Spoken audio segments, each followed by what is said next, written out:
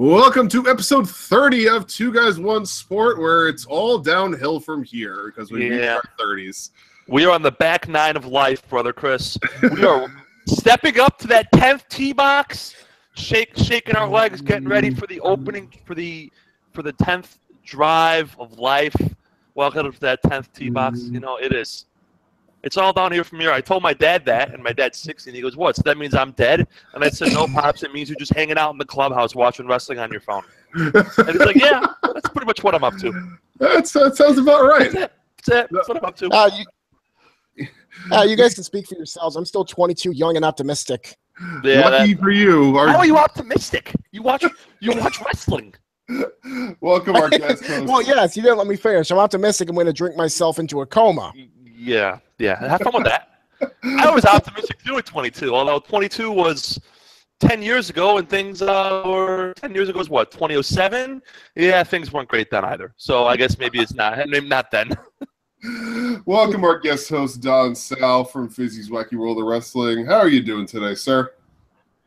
It's picking up, you know. Today was probably the best day of the week for me. Had my show earlier, which if you guys want to watch it after this show, which we're going to have a great time, pluggo and all that. I'm shameless, I know. Sue me. That's what we do here. We are shameless. Woo! But yeah, no, I'm really looking forward to talking the graphs with you guys. Been looking forward to this for the past week or so. Us too, Don Sal. You are always welcome on our show, at least as if I have anything to do with it. I can't speak for Chris, but I'm sure he thinks this. Nope, you're never coming back again. No, Chris actually hates you. Chris actually hates you. I am the pro Don Sal one here. I keyed. Yep. If you offend, you're sorry. Please forgive. Sure, we'll go with that. So yeah, we've got a lot of stuff to talk about this week. We've got No Mercy recap to run through.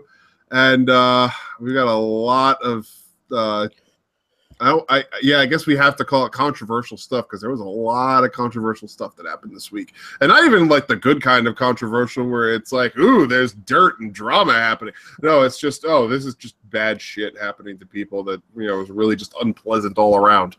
But we'll get to it. We're going to start off, as we always do, with our matches of the week. And because I'm feeling a bit hyped myself this week, I'm going to go first this week.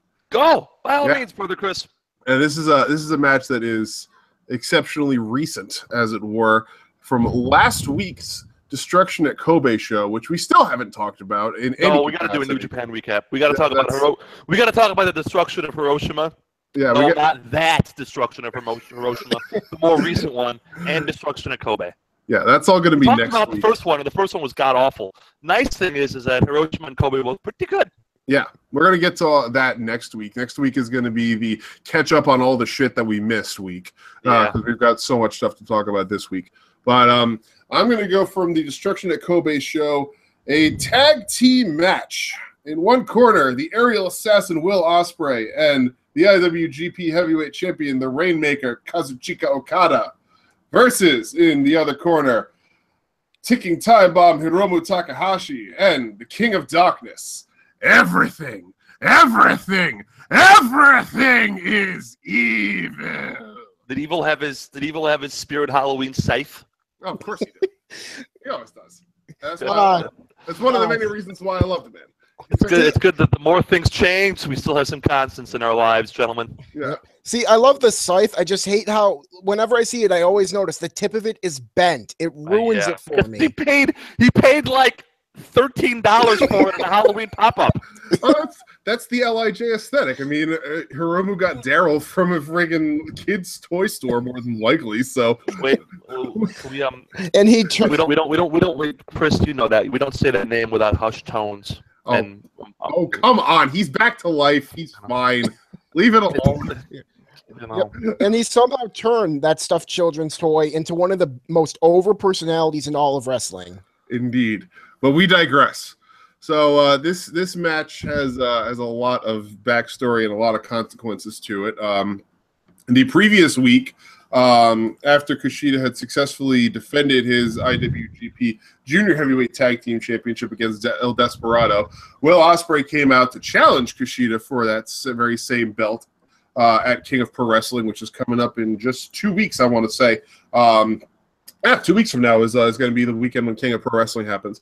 So Will Ospreay comes out to make the challenge, and as he's in the process of making the challenge, Hiromu Takahashi comes down, is about to interrupt him, and Will Ospreay punches him in the neck. Just straight shot right to the neck, knocks him the fuck out, and that's that. So Takahashi naturally did not take very kindly to this, and so this was his attempted revenge moment for interrupting his supposed challenge as well. And then on the other side of things, the history between Evil and Okada goes back to the G1, where Evil was the one big loss that Okada suffered, other than the Kenny Omega match, obviously. But aside from the Kenny Omega match, Evil was the only other big loss that Kazuchika Okada suffered. I think it was only the loss in general that Okada suffered. Yeah, that's right. Okada only had 2 losses, yeah. He had the draw against Suzuki, and the loss to Evil and the loss to Omega. Yep, and that was that was what kept them out. Right. Excuse me. So Evil and Okada, they had their history going back, and as a result of the loss in the G1, Evil has a title shot against Okada at King of Pro Wrestling. But during this whole Destruction tour, Evil and Okada have just been going back and forth, just beating the shit out of each other. I think the previous week at Destruction at Hiroshima, in the aftermath of a tag match, Evil had hit Darkness Falls on Okada onto a pile of chairs. So Okada comes into the match, his neck is all taped up, his neck and upper back are both all taped up, and he's looking a little worse for wear, but he's still his good-natured champion self. This match was a lot of fun. I expected it to be a lot of fun, and all 4 guys are obviously at the top of their game. Evil and Okada, they put on great shows regardless of whether it's a tag match or a singles match. They are great working together. They have really good chemistry. They managed to keep it fresh. Both of them vary up their spots. Like each of them has their own certain spots that they do in every match, and they managed to leave some of those certain spots out in each succession of time that they face each other. So it always feels fresh. It doesn't really feel repetitive at any point in time. And obviously Hiromu and Will facing off with each other, that's always magic. The two of them, 2 of the best junior heavyweights in the world, regardless of promotion.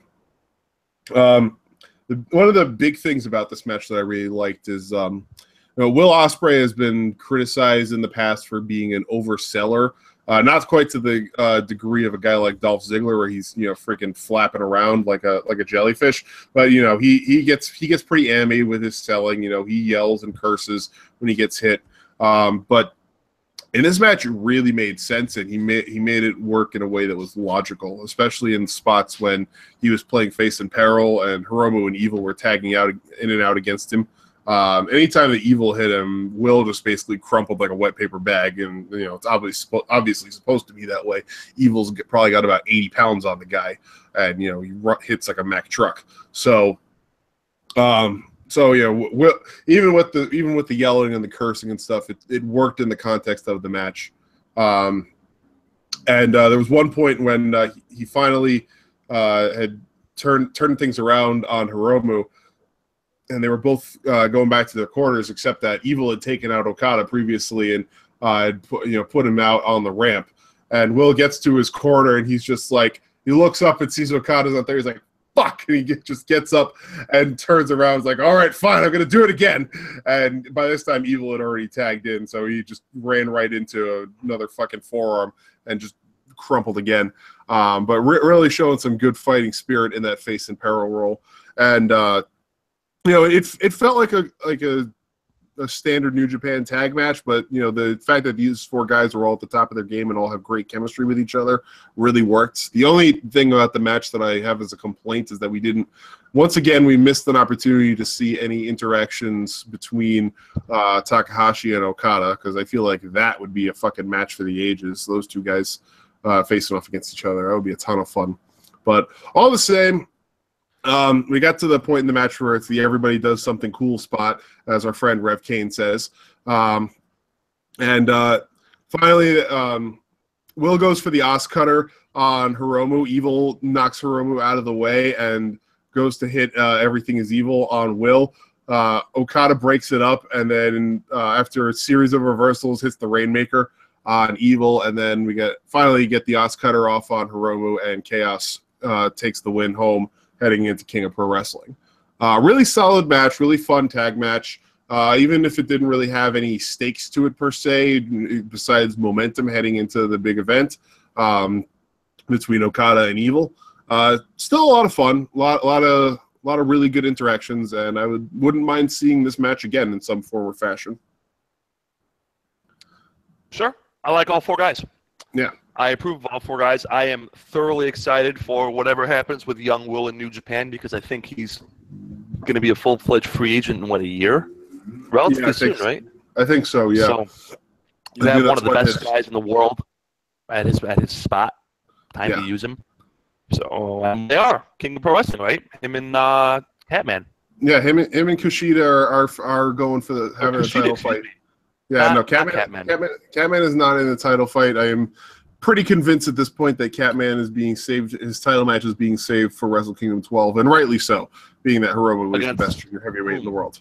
Young Will?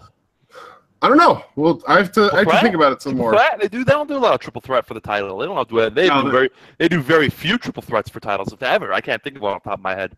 Especially for a singles belt. Yeah, for singles belts. I mean, they've been doing triple threats for the tag belts. But I mean, for a singles belt, even a minor one like the IWGP Junior, I can't think of one off the top of my head that was anything other than a straight one-on-one title match. Yeah, it's been a while.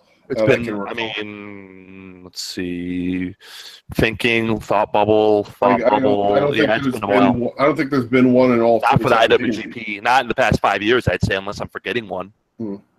So I know for sure there hasn't been one in all of 2017. So yeah, so it's been a while. Yeah, but maybe change pace wouldn't shock me. It'd be interesting. I mean, better than the unless they do something like, I don't know. I think it's time to do away with the IWGP Junior tag belts. Fold them in with the heavyweight tag belts. Like if you're Funky Future or if you're the Young Bucks, you can realistically go for the heavyweight tag belts and have it work if you structure the match in a certain way. Well, like we've seen the Bucks and the Briscoes 600 times, and the fact that the Bucks are 2 flippy little boys hasn't been a problem in terms of match structure. Yeah, but I mean, the Briscoes are a very different beast from like a team like War Machine or KES. Sure. Well, the problem is that KES is the problem is that Killer Elite Squad sucks ass, regardless of what their weight class is. Yeah. Or I should say they suck ass the way they're structured. Davey Boy Smith is Jr. as this brawler instead of throwing people around like he's Jason Jordan Jr. Yeah. It's a problem. We've discussed this, but like I have no doubt that War Machine could have a really great big man little man match with the Young Bucks. It doesn't or Funky Future or whomever. Yeah, I was actually thinking that if Hiromu does not get put back into the singles title scene, that he and Bushi should go for the junior tag titles. Sure, that'd be a fun tag team. I think we're getting to the point where I think there's just too many belts in New Japan. Oh yeah, that's. I almost think the New Japan's almost too bloated right now in terms of talent. Yeah. Yeah. Well, that's my huge issue with possibly folding the junior tag into the heavyweight tag. What would you do with so many of the guys? Yeah, I'd rather have one super strong division than 2 weak ones. Well, no, I totally get that. It's just one of those things where they have all these guys under contract. There would have to be a huge bloodletting for quite a few of them. So, I don't think folding the titles into each other alleviates that. Well, no, I don't. Well, I'm just saying it at least gives more people something to do. I mean, but like, it's pretty clear that the powers that be don't care about the tag titles in any capacity. Oh no, they don't. So then you might as well make it one title that nobody cares about instead of 2. I mean, I'm not against it. I know other than the Bucks and Funky Future. And also, who am I forgetting? Taichi and Kanemaru.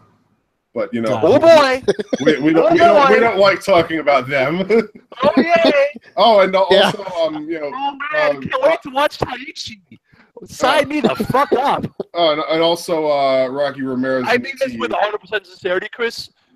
You are a better worker than Taichi. Absolutely. I'm not being hyperbolic. Yeah, 100%. He is horrendous. He is awful. I I remember back in the G1, I can't remember who. I think it was one of the dads. Taichi was throwing those punches or kicks. I could have thrown better kicks than him. Oh, without a doubt. Oh my God, he makes John Cena's punch look like he's Muhammad Ali or something. Yeah. There's also Rocky Romero's team, though, his new mystery team, Roppongi 3K, whatever the fuck that's going to be.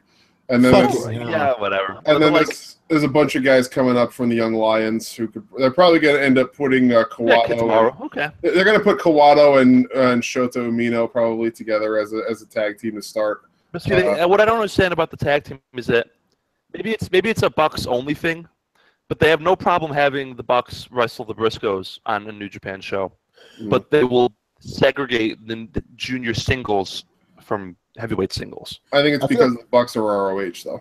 Yeah. That's probably why. Honestly, that's my biggest issue with ROH is the huge segregation between juniors and heavies.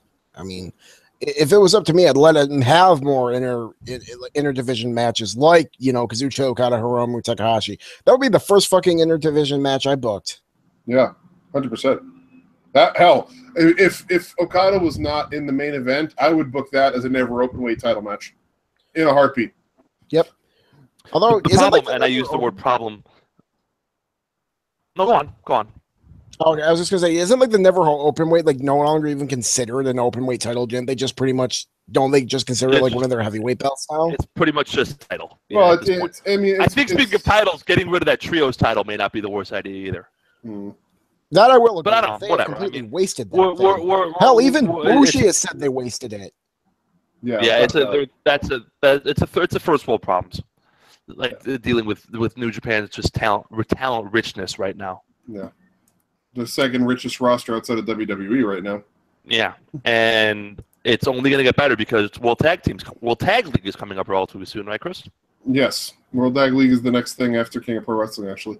Thank you, Fizzy. Thank you for that GIF you just sent us. That makes me so happy. What did he send us? Is on Twitter. Our guy, our godfather. Yes, Fizzy sent us a GIF of. I can't tell who that is. I think it might be. I think it's Suzuki. Oh yeah. Minoru Suzuki hitting somebody with a piece of barricade, and he accidentally clips Taichi with the sharp edge of it right in the head.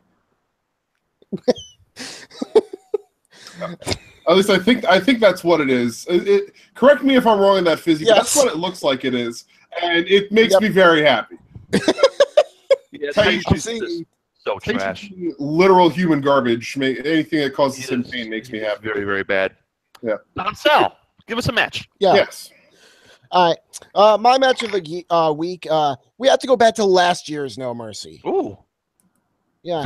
You guys know how much. That's the debate show. Was that the debate show? Huh? Yes, it was. The show that got put backwards because of the presidential debate. Okay. Yep. Now you guys know how much of a enjoyed this show. But go on. Yes. Yeah, I don't want to see you under. Oh yeah, no. Interrupt me whenever you feel like. But yeah, that match that whole show was booked weird, and they didn't end with this match, which surprised me for many, many, many reasons. The Miz versus Dolph Ziggler, where we all thought for one brief and fleeting moment that maybe Dolph Ziggler was back. This may be my favorite Dolph Ziggler match. This is definitely my favorite Dolph Ziggler match. The only one I could think of off the top of my head is better, and I may only say this because I was there, was when he had his double turn with Del Rio I want to say Payback in 2013. Where he turned face when Del Rio kept kicking him in the head over and over again. And, yeah, that sounds right. Del Rio turned heel. I remember really enjoying that match, but again, I was there and probably drunk, so that may have helped. I have to probably watch it again. But either way, go on. Tell us about this match. Well, this match, I mean, it was pretty much the culmination of that long story of The Miz being that long-reigning Intercontinental Champion who, back in August, had cut that huge promo on Daniel Bryan and WWE management in general, got everyone talking about him, and going up against a Dolph Ziggler and who he had beaten time and time before, a Dolph Ziggler who, in his hometown, and Miz's hometown for that matter, was berated until he decided to put his career on the line for one more shot at that Intercontinental title. And in this match, they went out and they had a hell of a match. The Miz brought the fucking Spirit Squad back in to try and distract him, and as part of a further ploy to humiliate him, which he had done earlier, which, I mean, you got to give Miz this. They always, like on SmackDown during that time, he was the one of the best things they had. And it is so telling how gone to shit SmackDown I have is. words on SmackDown, Don Sal. So do I. They have forced me to drink. Yeah, don't do that. But yeah, I have words on SmackDown. We will have words on SmackDown down in this show because I have many things to say about this fucking television show. But go on, tell us about the match. The match was back and forth. I mean, the Miz, he came out hot, going right after Dolph Ziggler. I mean, the Spirit Squad were always getting into everything, distracting Dolph until eventually they went one bridge too far and the ref had to fucking eject them, which, it gave Dolph the thing that he needed. It had also got Maurice kicked back out. And two things I always pop for are hot tags and refs throwing managers out of the ring, out of the match. Oh, yeah. The super exaggerated motion and pointing at, you know what? I've been watching this shit for 20 years. I always fucking pop for that, and I always pop for a hot tag. Just something about it. It really is super easy sometimes.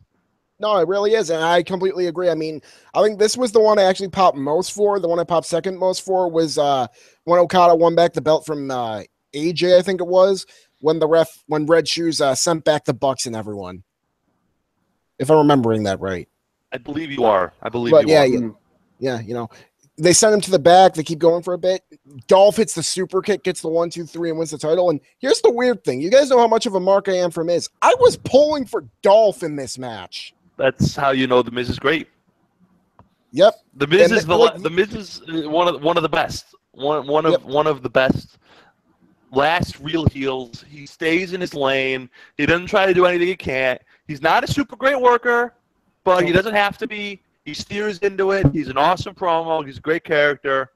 I don't know what's not to like about this guy. He plays his role perfectly. A smarmy dick that you're supposed to react negatively to, and most people do.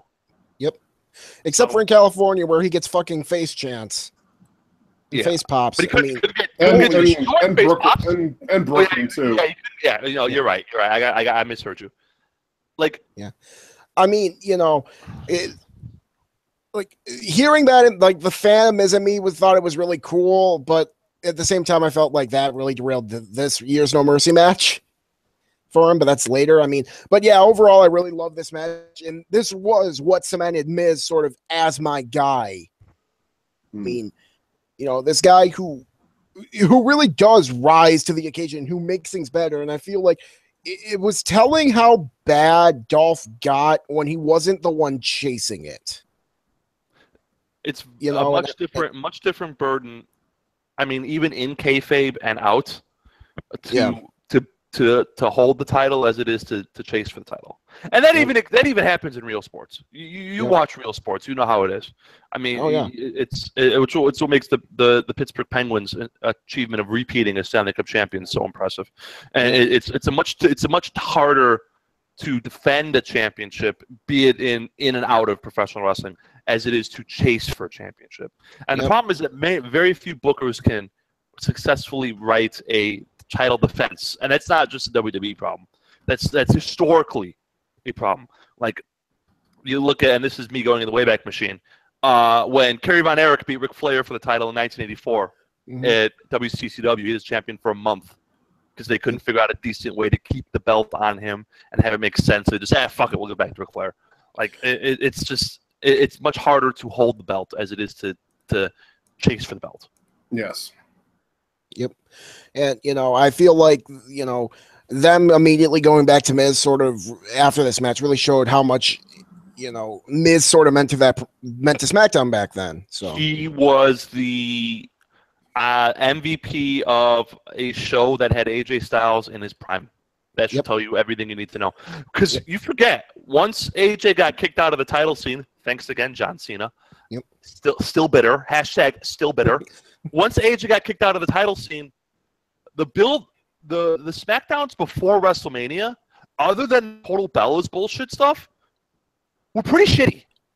Yeah. Yes. The Total Bella's bullshit was a beautiful perfume covering up a shit sandwich. And then once that went away and The Miz went away, all you had was the shit sandwich. I mean, you also had the few brief moments of Luke Harper getting a shot at, making a name for himself, which he did, but then they just fucking went, oh, well, too bad. Yep. I seriously it's don't. Friday. You know what that means, boys? Luke Harper not going to be on wrestling. And I still don't get that. I mean, this is again, they did the same thing with Naomi. I mean, not to the same degree, but it's like you got yourself over. You had your bit of a moment. All right, we're done with you. You're not allowed to get yourself over. Ask Zack Ryder what happens when you get yourself over. Seriously, I don't get SmackDown. It's like we only have time. You're not allowed to. Yeah, I know. They only have so much time for you, and then fuck it, get out of our sight. You know, I don't get it. You know what? I was gonna save this for later, but now's a good fucking time. Outside of Owen Shane, it feels like SmackDown has no direction beyond whatever pay-per-view is next for any talent they have. Oh yeah, no, they don't have anything. Yeah, they don't have fucking anything. It also feels like nobody on this brand has any of that upward momentum that we talk about, nor does it feel like they're gaining any popularity. Well, it's because it's very simple, because the brand is already at the bottom of the barrel because of fucking Jinder Mahal at the top. Look at this. And it was a year ago that every act other than Carmella was getting good reactions, good feuds, and we're building with the best performers on the roster. Yep. Newer people like Alexa Bliss were getting to grow.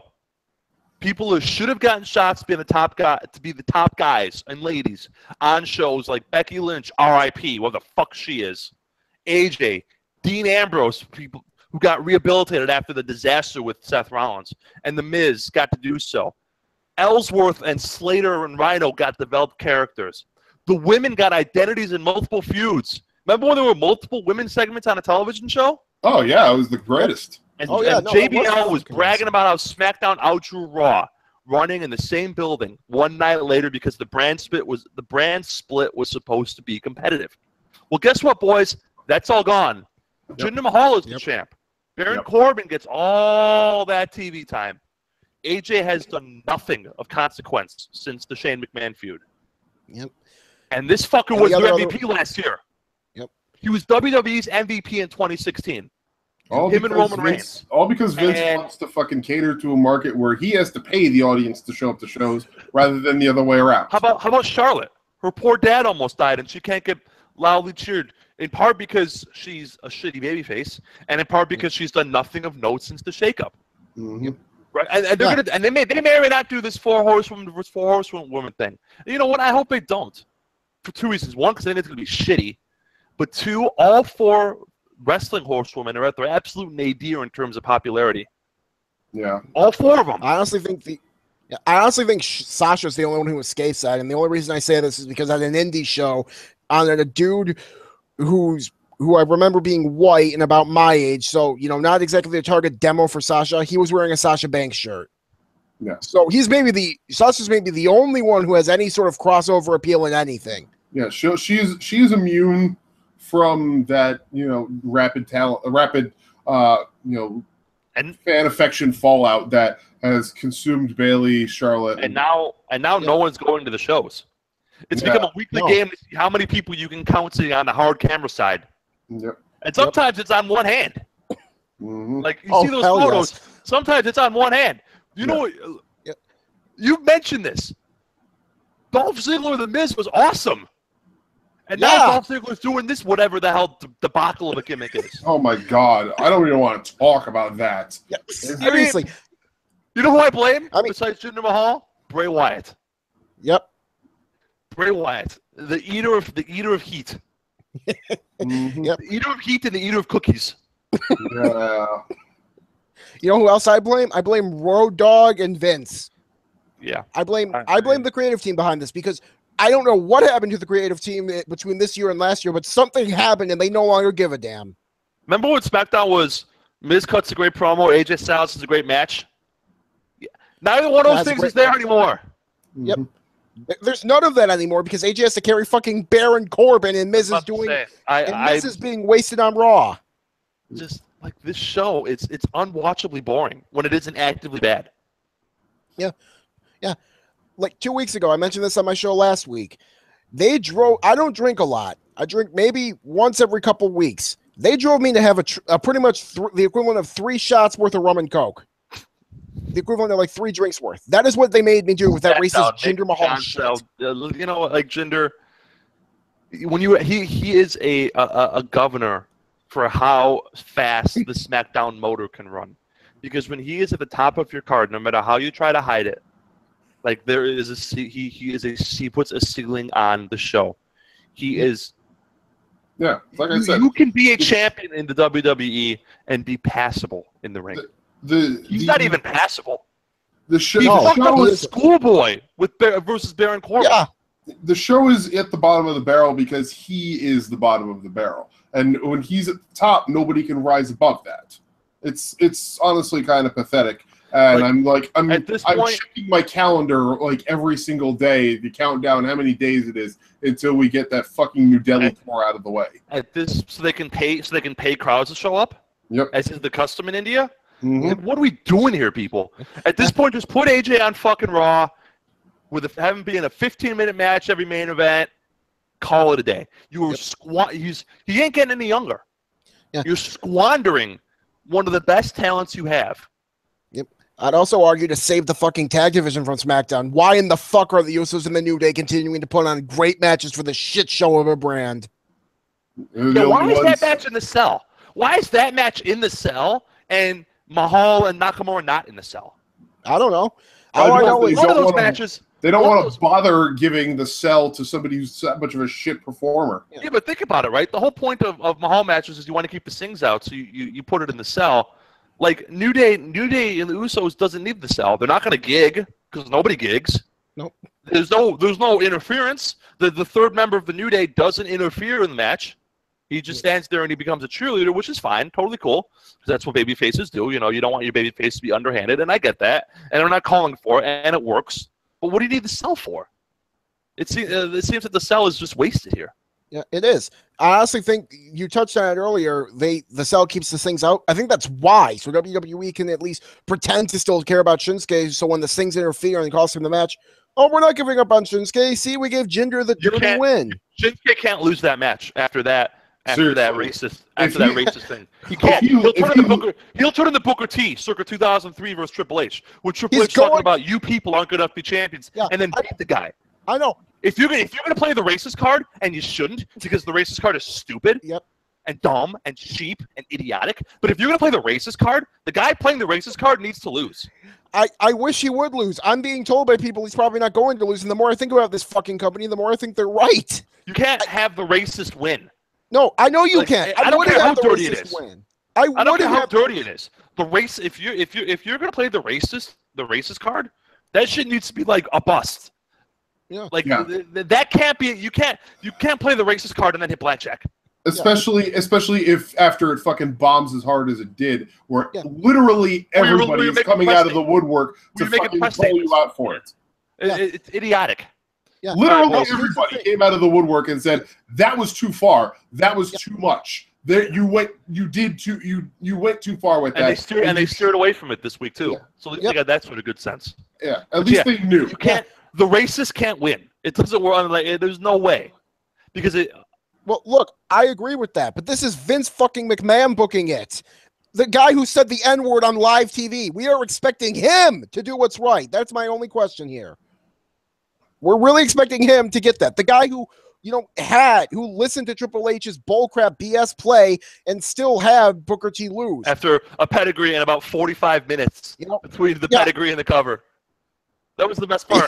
There's the pedigree, and then an eon went by. The dinosaurs rose and fell, and kingdoms were formed, created, and just fall apart in the interim. I think the Roman Empire, the real Roman Empire, not the one that Chris is a member of, rose, came to prominence, and fell in less time than it took Triple H to make the fucking cover in that match. My Roman Empire is real. It's just not as historically significant. No, I'm saying just the actual honest-to-God Roman Empire lasted longer. I know. Yeah, I know. But seriously, that's my point here. I agree with you, CJ. I agree with you, man. If it was up to me, Jinder Mahal would lose in 5 fucking seconds to a King I would have squashed him at SummerSlam. Like the Ultimate Warrior. Like the Ultimate Warrior and Honky Tonk Man. Honky Tonk Man ran his mouth, and he kept his streak going, and the Warrior beat him in 30 seconds, and life was great. That's exactly what should have happened. That's what I had. Here we go. That should have been the match. Mahal is your champion. That should have been the match that was a 10-second squash, not the Randy Orton Rusev match. Yes. The Shinsuke Nakamura Jinder Mahal match. That should have been Nakamura comes over out, in less than a hits minute. the knee, pins, wins the belt. We all move on with our lives. Yep. Exactly. All right. That's what I would have done. But I want to talk about something good. Yes, you still have to do a fucking thing of the week. I have a segment of the week. Yes. You ready? This is, I don't have the link, unfortunately. It's on the WWE Twitter and YouTube page. The post-Raw dark match. Oh, yes! Yes! So Raw goes off the air, and Neville has beaten the crap out of Enzo Amore. They do a pretty effective double turn, speaking of, which I liked for two reasons. One, Enzo's a better heel than he is a face. Yep. And two, it's a good way to get Neville out of the title scene without making him look bad. Because you can just have him, well, he can't attack Enzo. He broke the stipulation of Kurt Angle's do not touch contract. So so it gets Neville out of the title scene on 205 Live without making him look bad, which it needed. And Neville had been in the title scene since what, the Rumble? He's been in the title scene since he came back last year. Yeah, so it's good to get him out. After TLC when Rich Swann won his rematch against TJP. So a year. Yeah, so it's been almost a year. 9 months. Yeah. This was so great, guys. Yep. It was fantastic. Braun Strowman comes out, beats the shit out of Enzo Amore, rips his shirt off, and yells at the cruiserweights, "You guys want him?" And then welcomes them in the ring. All the cruiserweights come out and hit their big move. Enzo yelling "stop" while being airplane spinned, and Drew Gulak still being the heel and sticking to the no-fly zone gimmick. That was the best. It's like, okay, fine, this one time. Yeah, the best thing I've seen in a long, long time. I think Enzo Amore is the best heel in the company. I think Enzo Amore is the best heel in the business. And let me tell you why. I cannot think of a single guy in the entire industry who's a better heel than Enzo Amore. Other guys play heel. Enzo Amore doesn't have to play shit. You know that old cliche about how in wrestling you just play yourself turned up to 11? Enzo Amore is playing himself turned up to like 3. Yeah. No, Enzo's playing himself turned down a couple notches. Exactly. He plays himself in and out of the ring, so much so that no one in the locker room likes him or respects him. Even Ric Flair couldn't do that. Yep. One of his closest buddies in wrestling, Big Cass, doesn't even defend him anymore. Yep. He's great. I love him in this role. I want to see him. If 205 Live was just him getting the shit kicked out of him every week, I'd be here for that. I don't care. I don't care about heat. I don't care about any of that shit. I am here for that.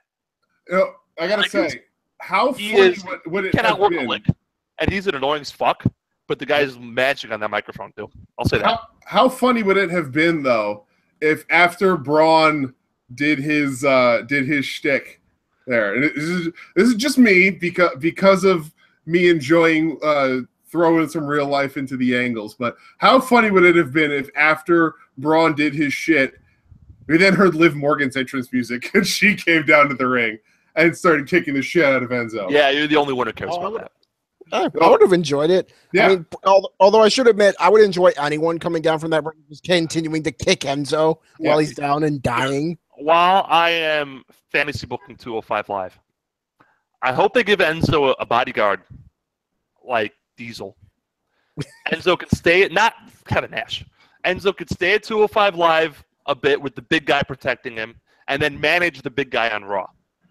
And then the big guy can fight. Maybe he can fight Braun Strowman.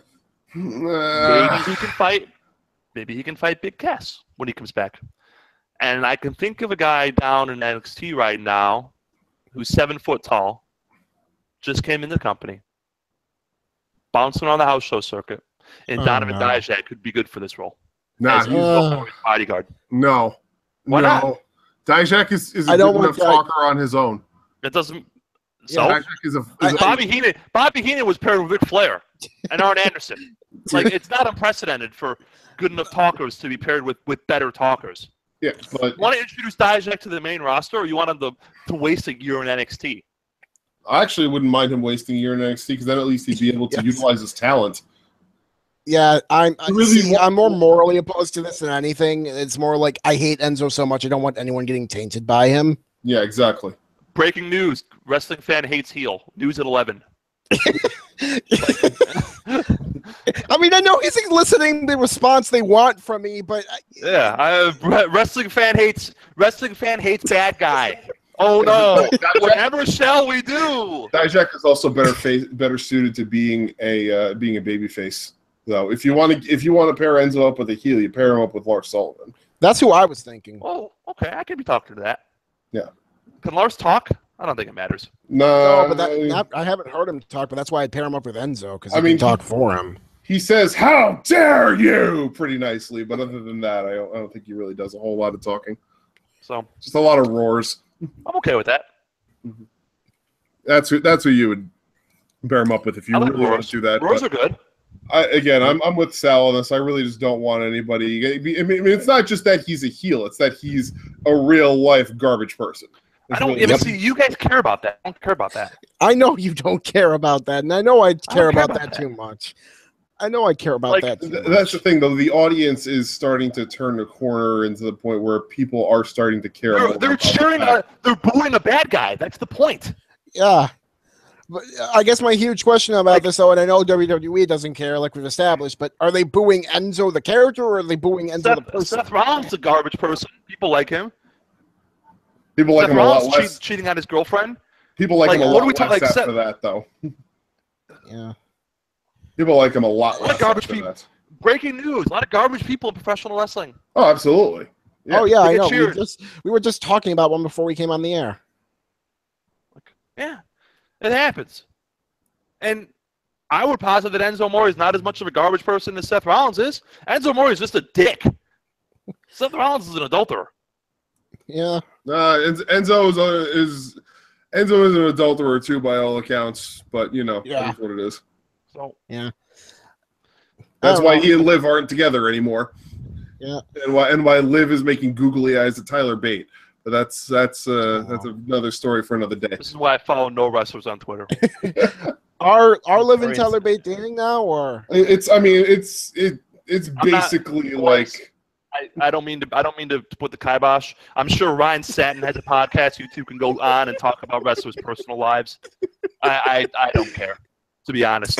Like y'all want to TMZ up this show? Like, let me know. I'll play a video game or something. I'm sure will it be Final Fantasy VI? Yeah, I'm sure. Fuck yeah. We'll live stream that. I'll put a little Twitch up and I can live stream playing the game for the 30th time. But whatever. Chris is just here for Billion Payton to beat the shit out of people. Yeah, especially that. Speaking of, I haven't watched NXT like in a month. Am I missing anything? Yeah, we'll talk about that. I haven't watched NXT in a long time, so we got to talk about that. This week's NXT was really good. We'll get to that in a little bit, though. We got to talk No Mercy first. Let's talk No Mercy. We went off on some pretty long tangents here. But that's okay though. Yeah. That's okay. Yep. It's episode 30. We're allowed to do that. Yeah, we're old now. We're old and crotchety. We're allowed to do that. Did anybody watch the pre-show? Because I fucking missed it. Nope. I did not. I'm sorry. All right. Well, WWE gets me for 3 hours at a pay-per-view. They don't get me for 4. Sorry. You get my undivided attention from 7 to 10, not 6 to 10. Damn it. Unless it's a SummerSlam or WrestleMania when they get you from noon to 11. From noon to next Tuesday. Yeah, basically. So on the pre-show, Elias defeated Apollo Crews with Titus O'Neil at ringside. Who wants to walk with Elias? Either one of you two? A lot of people are starting to. I like him. Yeah. Can't work at all. I should say it all. He can't work. No. He's an average worker, but that's okay. Yeah, I mean, I kind of feel like Elias is sort of like he's not as good as like a character Smith, I'd say. Although again, I come from an extremely biased perspective, but I do enjoy the character. So do I. And I find it weird that he's the one gimmick that's somehow working better on the main roster than it did down in NXT. It's proof. We've talked about this before, Don Sal. Not you and I, but Chris and I. There's a world of difference between the main roster and NXT, and I think Elias is Exhibit A for that. It's a lot harder to get over in front of 20 is a big number. 10,000. Let's give them 10,000 people on Monday Night Raw.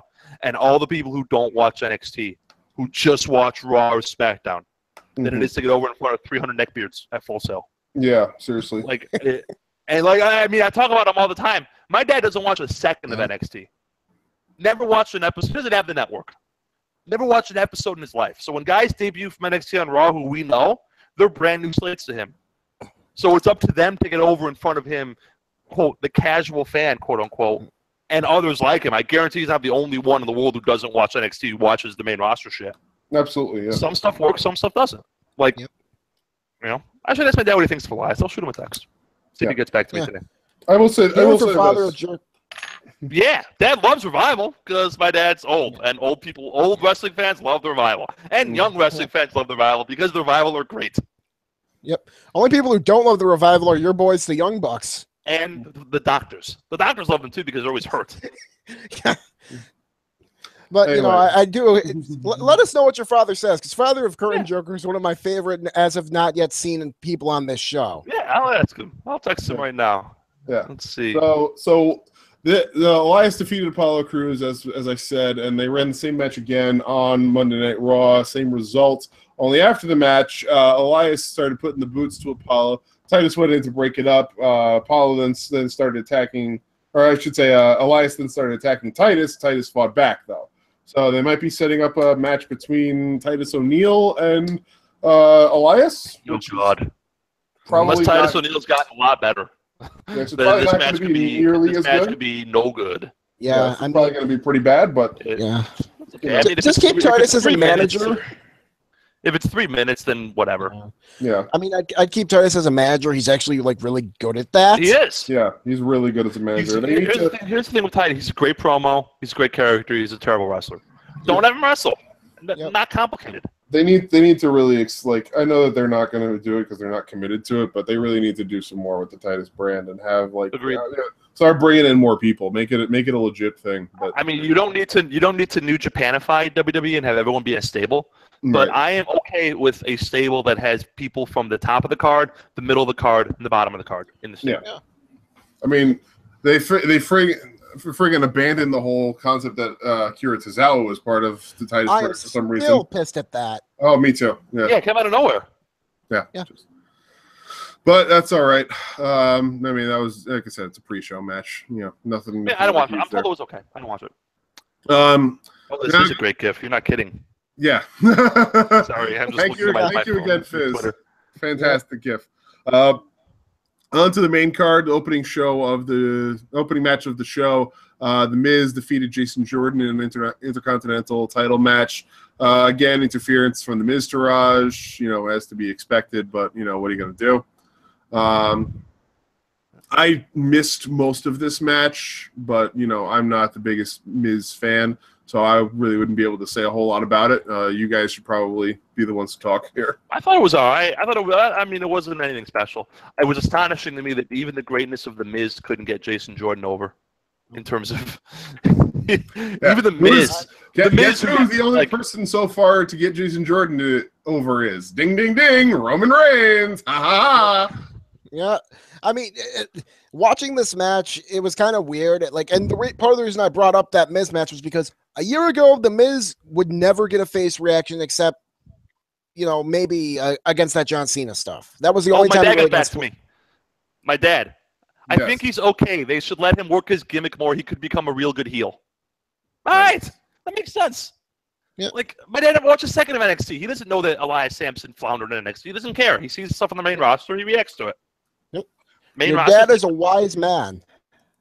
My dad likes Tetsuya Naito, Tomohiro Ishii, and Arn Anderson. What's not to like?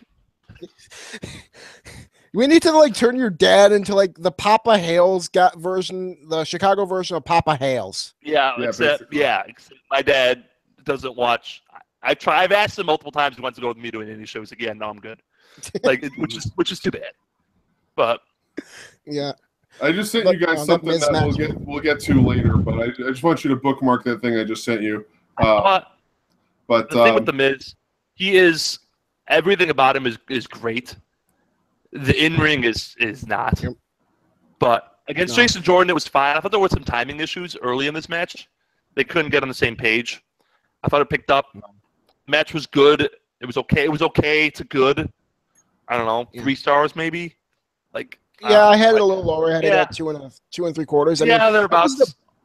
It wasn't a bad match. It was a good way to kick off the show. I mean, again, I thought the Miz getting those giant face pops was the weirdest thing ever. Yeah, it was very strange. He didn't get the giant face pops when he was a babyface. No, he didn't.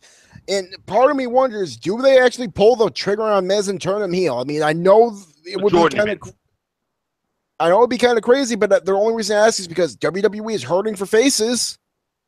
Oh, do they turn the Miz face? Is what you're asking? Yeah. Oh yeah, okay. sorry. I That's can't. Okay. No, I wouldn't. I know. We talk about guys being miscast for their role. The Miz is perfect as a heel. He's so hateable and punchable, and you just want to just see him bad things happen to him, except for you, of course. But yeah, of course. I'm an immorality, whatever the fuck that word is called. I can't speak right now. Immorality. But yeah. Immorality, yeah. Abnormality, yeah, abnormality. Oh, abnormality. I think the bigger issue is that this Jason Jordan gimmick is death. Yeah, and I've mentioned this before. Huge American Alpha mark. This fucking pains me to see how bad he's dying out there. Yeah, and this got me thinking. He's really fucking great in the ring and terrible in everything else. Yeah. Well, this got me thinking, what do the fans want for a top guy? Because here's what I used to think. I used to think they wanted a really good wrestler and someone WWE wasted. And someone who was popular in NXT. Jason Jordan fits all three of those fucking bills. Popular in NXT. Utterly wasted on SmackDown. I think it's the same thing the fans have always wanted, Don Cell. They want someone they can connect to. They want someone who has charisma.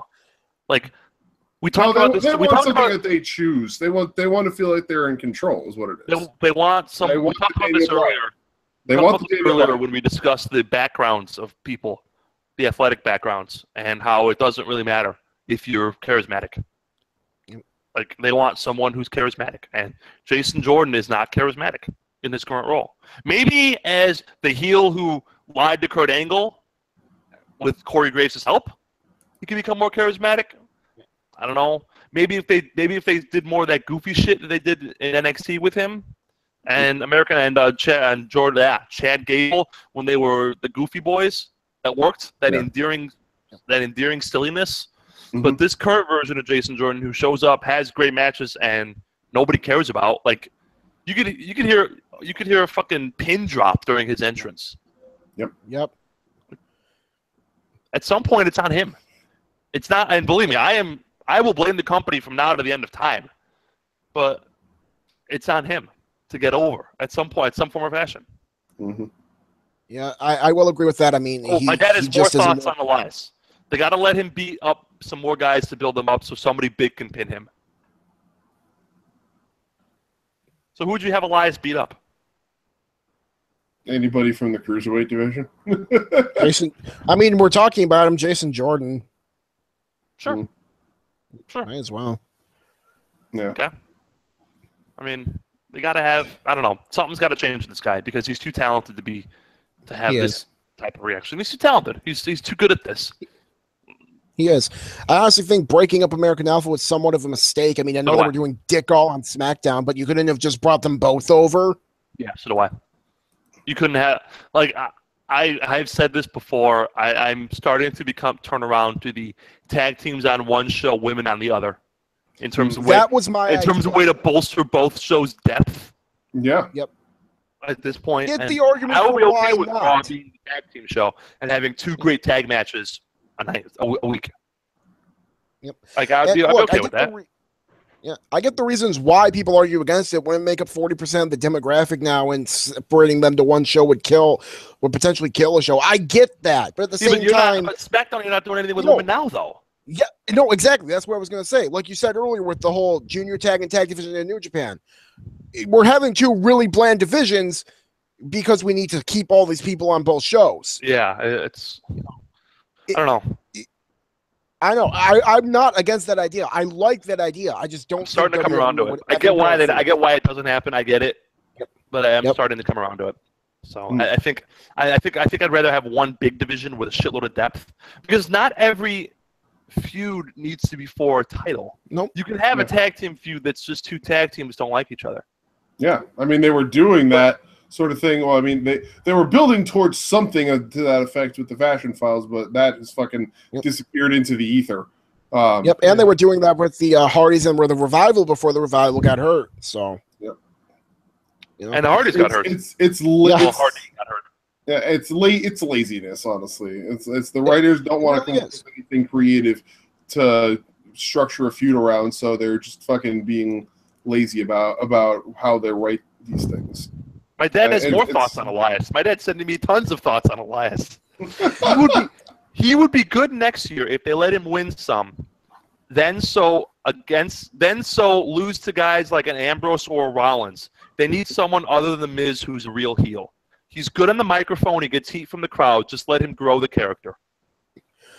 Tell your dad he is one of the wisest wrestling fans I've ever talked to. He's been watching wrestling since before I was alive.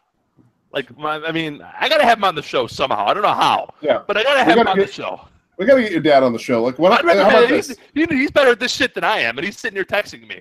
How about this? When I make my pilgrimage out to Chicago for a Shimmer AAW event or something, we'll do a show at your apartment, and we'll bring your dad on. Yeah, we'll go get dinner or something, and we can bring a live microphone to dinner, and we can just like play it for the show. You know what I'm saying? Having done interviews in restaurants in the past, I can tell you that is a terrible idea because you never know who is going to be around you. I had an interview that I did for my college radio station at a restaurant with a band that you couldn't even hear the entire last third of the interview because of a fucking baby crying 3 tables over from us. Yeah, I would have punched the baby in the throat. All the footage. I hate babies. Completely. I hate babies. I hate little children. Well, I got a coworker who shows me like Instagram photos of his little kid. How do you? You were telling us about that. Much like Brock Lesnar, I don't give a shit about your kids. Please tell me you sent him that gift. No, please tell me, because he's a good dude, and she is very cute. And I don't mean to diminish that. And she is very cute in her little dresses and stuff. But it's like I don't really care.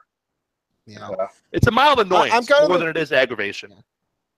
Yeah, I'm the kind of person you might care for a little bit, but it would get really annoying really quick. So, yeah.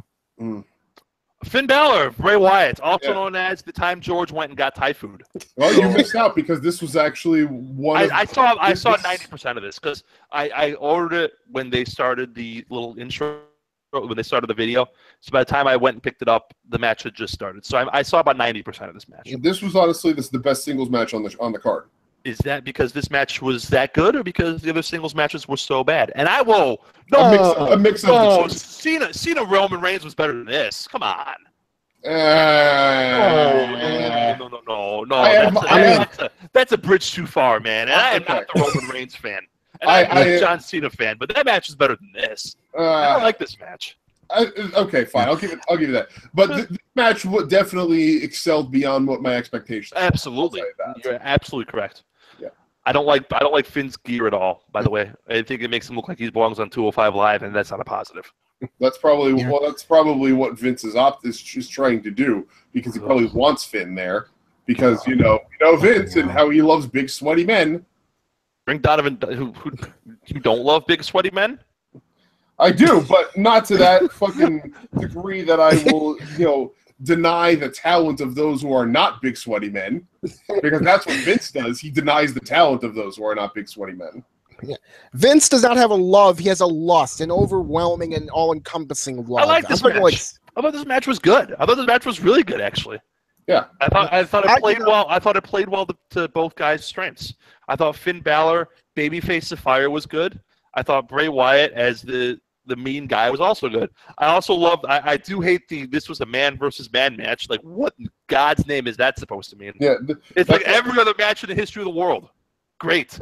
That plays into what you were saying. You were saying to me earlier this week about how you hate how much that Cole has to utter so many fucking catchphrases during every single thing that they do on the show. It's the fucking worst, and nothing suffers more from it when they give stupid taglines to actual matches like this one. It's like, really? Honestly, did you really need to just drive that point home that much? It's something they do all the time. Like, I feel bad for Michael Cole having to say over and over and over again, it's the longest running episodic television show in history.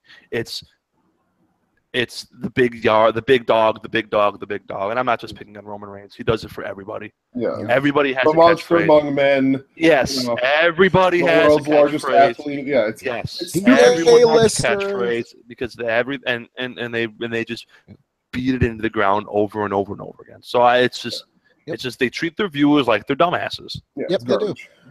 Well, here's the thing. I know why they do it. It's because this is basic psychology, but it's branding recognition, all that shit. They want you to remember all these people. Simple branding recognition. Repeat the damn catchphrase over and over and over again, so you get it through your thick heads. And it's stupid. It's insulting. It's patronizing. But this is so par for the course for this company. But that's the thing, though. It requires you to give things that are memorable and good. I don't want to fucking remember the phrase "man versus man" match ever. I wish that phrase had never been uttered. Yeah, that's. I don't even know how that was a fucking selling point. You had a regular match. I mean, you know how many regular wrestling matches I've seen in my life? Like 5,000. Yeah, seriously. Some of them are great. Some of them are shit. A lot of them are forgettable. Yep. It's just like whatever. And of course, this feud must continue. Yep. I don't think so. They had the thing on Raw. And the thing on Raw basically was Finn saying he's going after Brock. Good luck with that. Because I have words for Mr. Lesnar when we get there. Oh yeah. I have words. I have many words, and very few of them are positive. So let's talk about something that is positive. This tag match kicks so much ass. Sal, what else did you have? Yeah, I was just going to say, I refuse to watch Finn Bray out of sheer principle and hatred of Bray. Yeah. So I mean, whatever merits the match had, I don't know them. It was fine. I would, you know what? Actually, go back and watch it. It was a good match.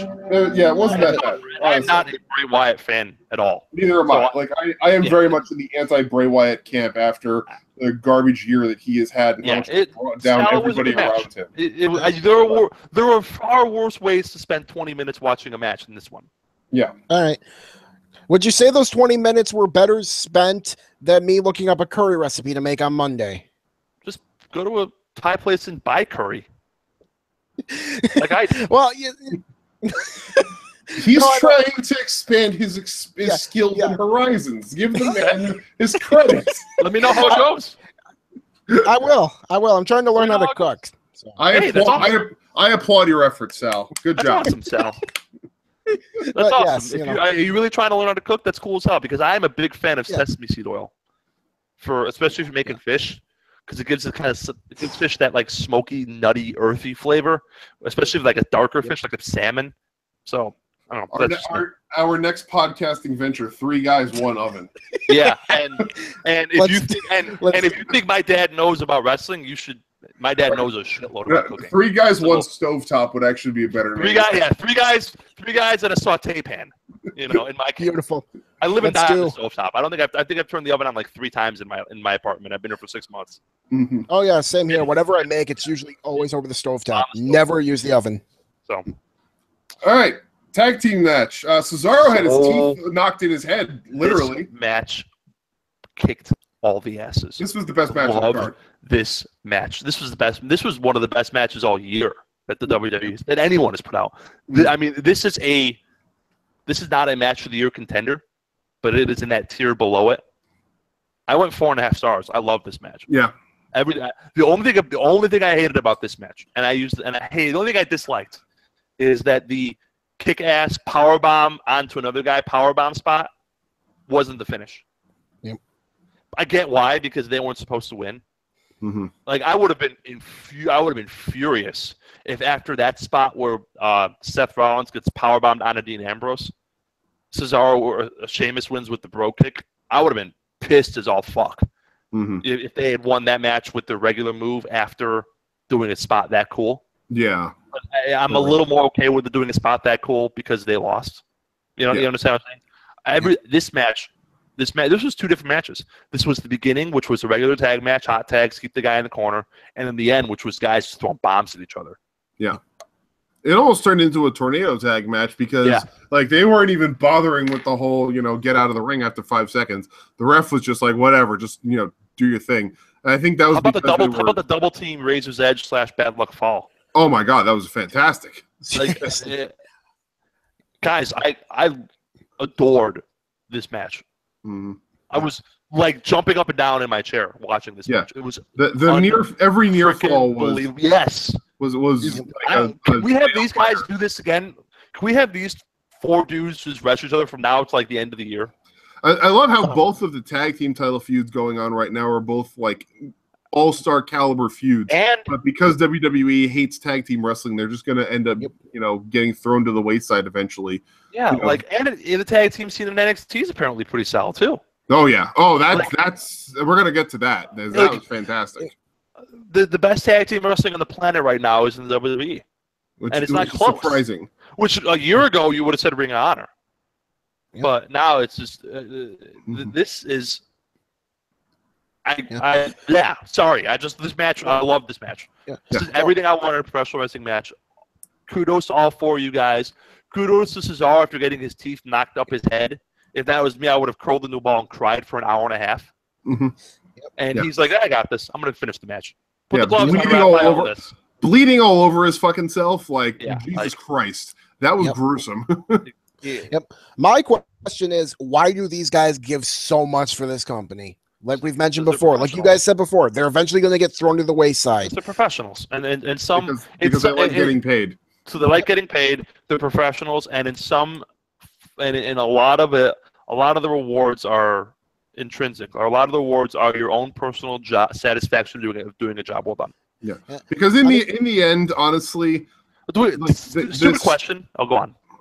In the end, for most of these people, and I'm sure that most everybody in the company is extremely self-aware of the fact that the storylines and the plots that are being played out are absolute garbage for 99% of them. But for each of them that is going out and doing these performances, the fact that linked together, their crap isn't as big of a deal, because as long as they can succeed and do well with each individual one, in and of itself, that is probably more a level of satisfaction for them. Being able to go out and successfully execute a match is more important than the fact that all of those matches linked together lead nowhere and have no payoff. Well, yes and no. You forget that they're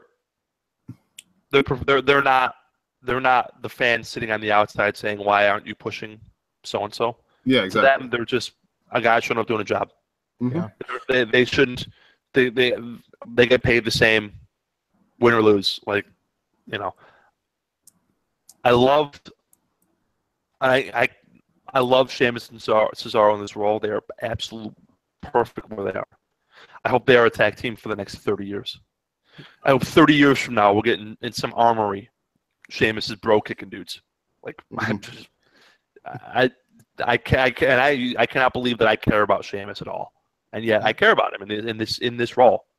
And I can't believe I care about Seth Rollins at all, and I care about him in this role. Like Seth Rollins, flippy indie boy, is perfect as a hot tag when Dean Ambrose has been selling for half an hour. Yep. Although, question for you: have they given a name to his finish yet? Does it have a name yet? It's still just called the Ripcord Knee Strike. Still here for my Rain Ender suggestion, but Rain Ender's good. Mm-hmm. Arsonist is good. Kingslayer. Yeah, Rain Ender, Kingslayer, that's all good. Mm-hmm. Yep. I don't know. I think they call it. I think because I remember tweeting this. I think they called it King's Landing, which is also the name of Ricochet's finisher. I remember tweeting that now. It's like, so Seth Rollins' finisher is called the King's Landing. Hey, Ricochet, how do you feel about that? I never got a response from him on it, but Yeah. Per wiki, King's Landing / Ripcord Knee. This slot transition into a short arm high knee. Yep. There you go. By the way, Seth Rollins, stealer of guys' shit on the indies, never ceases to pop me. I love that he basically just takes. I'm going to take this guy's move and this guy's move. And first it was Seth Rollins Tanahashi knockoff when he was doing the super high fly flows and the what the fuck is it called, the sling blade, and that was pretty great. And now that he took the Falcon Arrow from Hayabusa, Omega, pretty cool. Yeah. But I mean, but now that he's had it done to him too, with Kushida taking God's last gift and turning it into Back to the Future, it's turnabout is fair play. I mean, there's only so many ways you can win a match. Yeah. I mean, we talked about this. Okada doesn't do flashy moves, and he's the best wrestler in the world. Yeah, damn right he is. There's something to be said about getting the basics right. Yeah, it's the feeling. I miss the Avada Kedavra, whatever it's called. Yep. That was fun from the FCW days. Yeah. Yeah. Branding. Yeah. This match was pretty awesome. Yeah, it was a lot of fun. And I'll fight anyone who disagrees with me. No, I'm just kidding. No, I don't think you'll find. You know what else was good? I don't think you'll find anybody who will disagree with you because I think you know what else was good. Speaking of segues, this women's match was good too. Nah, I was not a fan. Well, I thought this match was good. I think it was better. It was better than I expected it to be, but it was still kind of sloppy at parts. Yeah, but I'm okay with that. I don't need it to be choreographed shit. I'm not. I don't think I want choreographed shit. I just want people to properly execute their moves. I'll say this: don't ever do that powerbomb spot ever again. Fucking hell! I thought I was gonna die. I'm like, no, don't do that. I thought this was better than it read on paper, and I thought it was relatively crisp. I thought the crowd was into it, and that's all you need. Yeah, no, I thought this match was pretty good. I mean, I mentioned this earlier. I kind of wish they had made it maybe not a 5-woman match, and they had given at least 2, like taken 2 of these women out of the match and given them their own match. You know, good luck with that. Yeah, I know. That's the youngin. You're the young youthful optimist. Yeah, there I go thinking the women deserve more than one match that goes 10 minutes. What the hell is wrong with me? You know better. Yeah. But, you know, that's really my real complaint with it. I mean, the match itself, like you said, it was pretty good. I actually enjoyed it. It's just, I wish they had more time in this fucking show. Yeah. You couldn't cut 5 minutes out from that Roman Reigns John Cena match. No. You know, Emma busted out a pretty sweet butterfly suplex. Yeah, only how she gets no notice for her skills. She did. Mm-hmm. Yep. They don't care. Yeah, I know. I know. And I'll say this, and the supercomputer pointed this out to me. Sasha Banks' ring general is a lot of fun. Oh, her directing traffic out there. Props to her because that could have fallen apart in a hurry, but she did a good job to hold it all together. I will say I had one like a lot of my things about this being a sloppy match are basically minor complaints, but I did have one major complaint about this. Nia Jax being forced to deliver fucking catfight dialogue. Seriously, God. Vince, fuck off with the one-dimensional portrayal of women. Like, honestly, cut the fuck out. When even the woman who you want to be like the powerhouse of the division is throwing out that shit, cut it the fuck out. This isn't 1997 anymore. This isn't 2003 anymore. Too bad. 1997 kicked ass. Not so much for the women. It didn't. Not so much for the women. Yeah. But that's okay. If this show was as good as 1997 Monday Night Raw, this would be one of the best shows of all time. Anyway. Don't 97 Raw Kick was awesome. Yeah. Don't me. I'll fight you. I'll get on the train. We will have words, my friend. Listen, I understand that I'll pick up Don Sal on the way. I will have words with you. I understand that it was good. I'm not saying that it wasn't good. I'm just also coming from the perspective of being able to say, while it was good, it did also have a lot of issues. Yeah.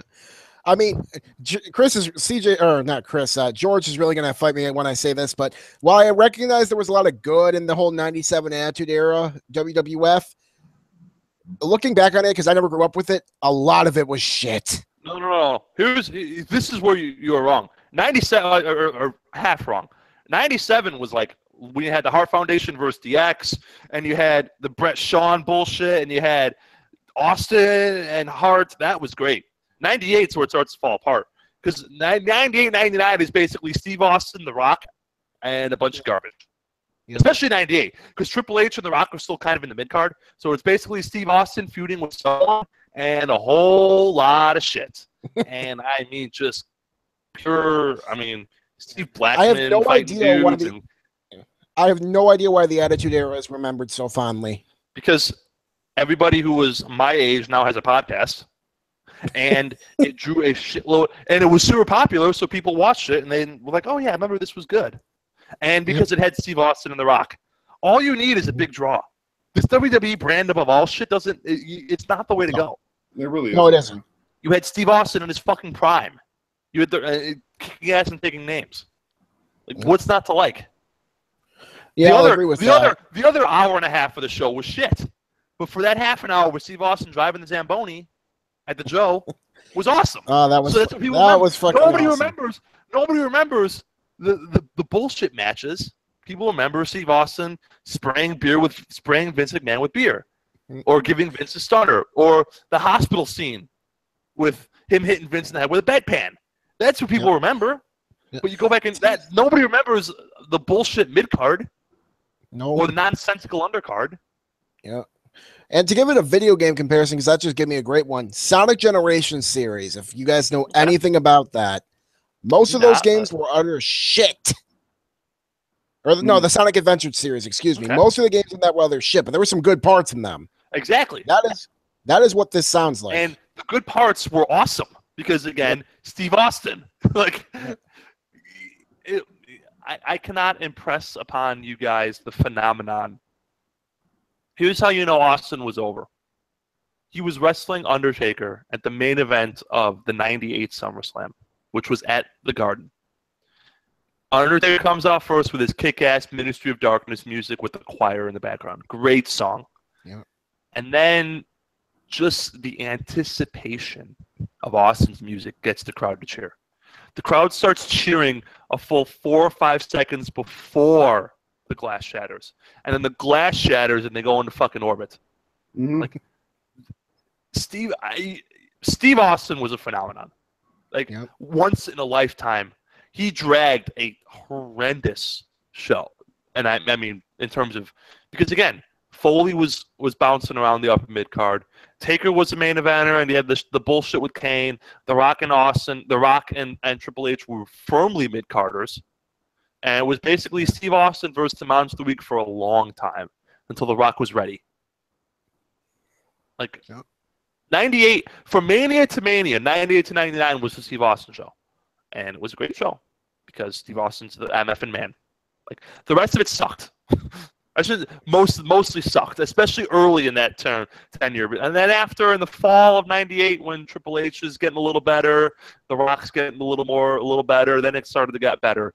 But I mean, like spring and summer of '98, where it was like Steve Austin versus Kane, like ugh. But he made it work because he's the man. Yeah, God, that was dreadful. Except for Austin. Yeah. I mean, you're right. Austin, like, I agree with this. I mean, it's weird, though. Like, we're talking about and I've heard this said before, main card WWF at this time was great. Everything except main card WCW was great. Oh, my God. The cruiserweight matches, I'm like the first hour of Nitro. Like, I was because I last week, Don Sal, I don't know if you listened, I talked about Bill Goldberg's first match. I do remember that, yes. The match before that was Rey Mysterio versus some guy named Silver King. So I was like, I'll watch this because it literally was the first thing on the show. It went Rey Mysterio, Silver King, and then Goldberg and Hugh Morris back to back. No promo, just 2 matches. I was so happy because God, wrestling on wrestling shows, who knew? And I was like, holy shit! I forgot how great these lucha matches were. Like you watch like these lucha feuds with like Eddie Guerrero versus Dean Malenko or Rey Mysterio versus Dean Malenko, and you're like, oh my God, these are so awesome. Yeah. And like you had great wrestling underneath and garbage at the top. Yep. Whereas WWF exactly had the exact opposite. Yep. I kind of wish we could go back in time and just take the uppercut of WWF and everything else of WCW. Yeah.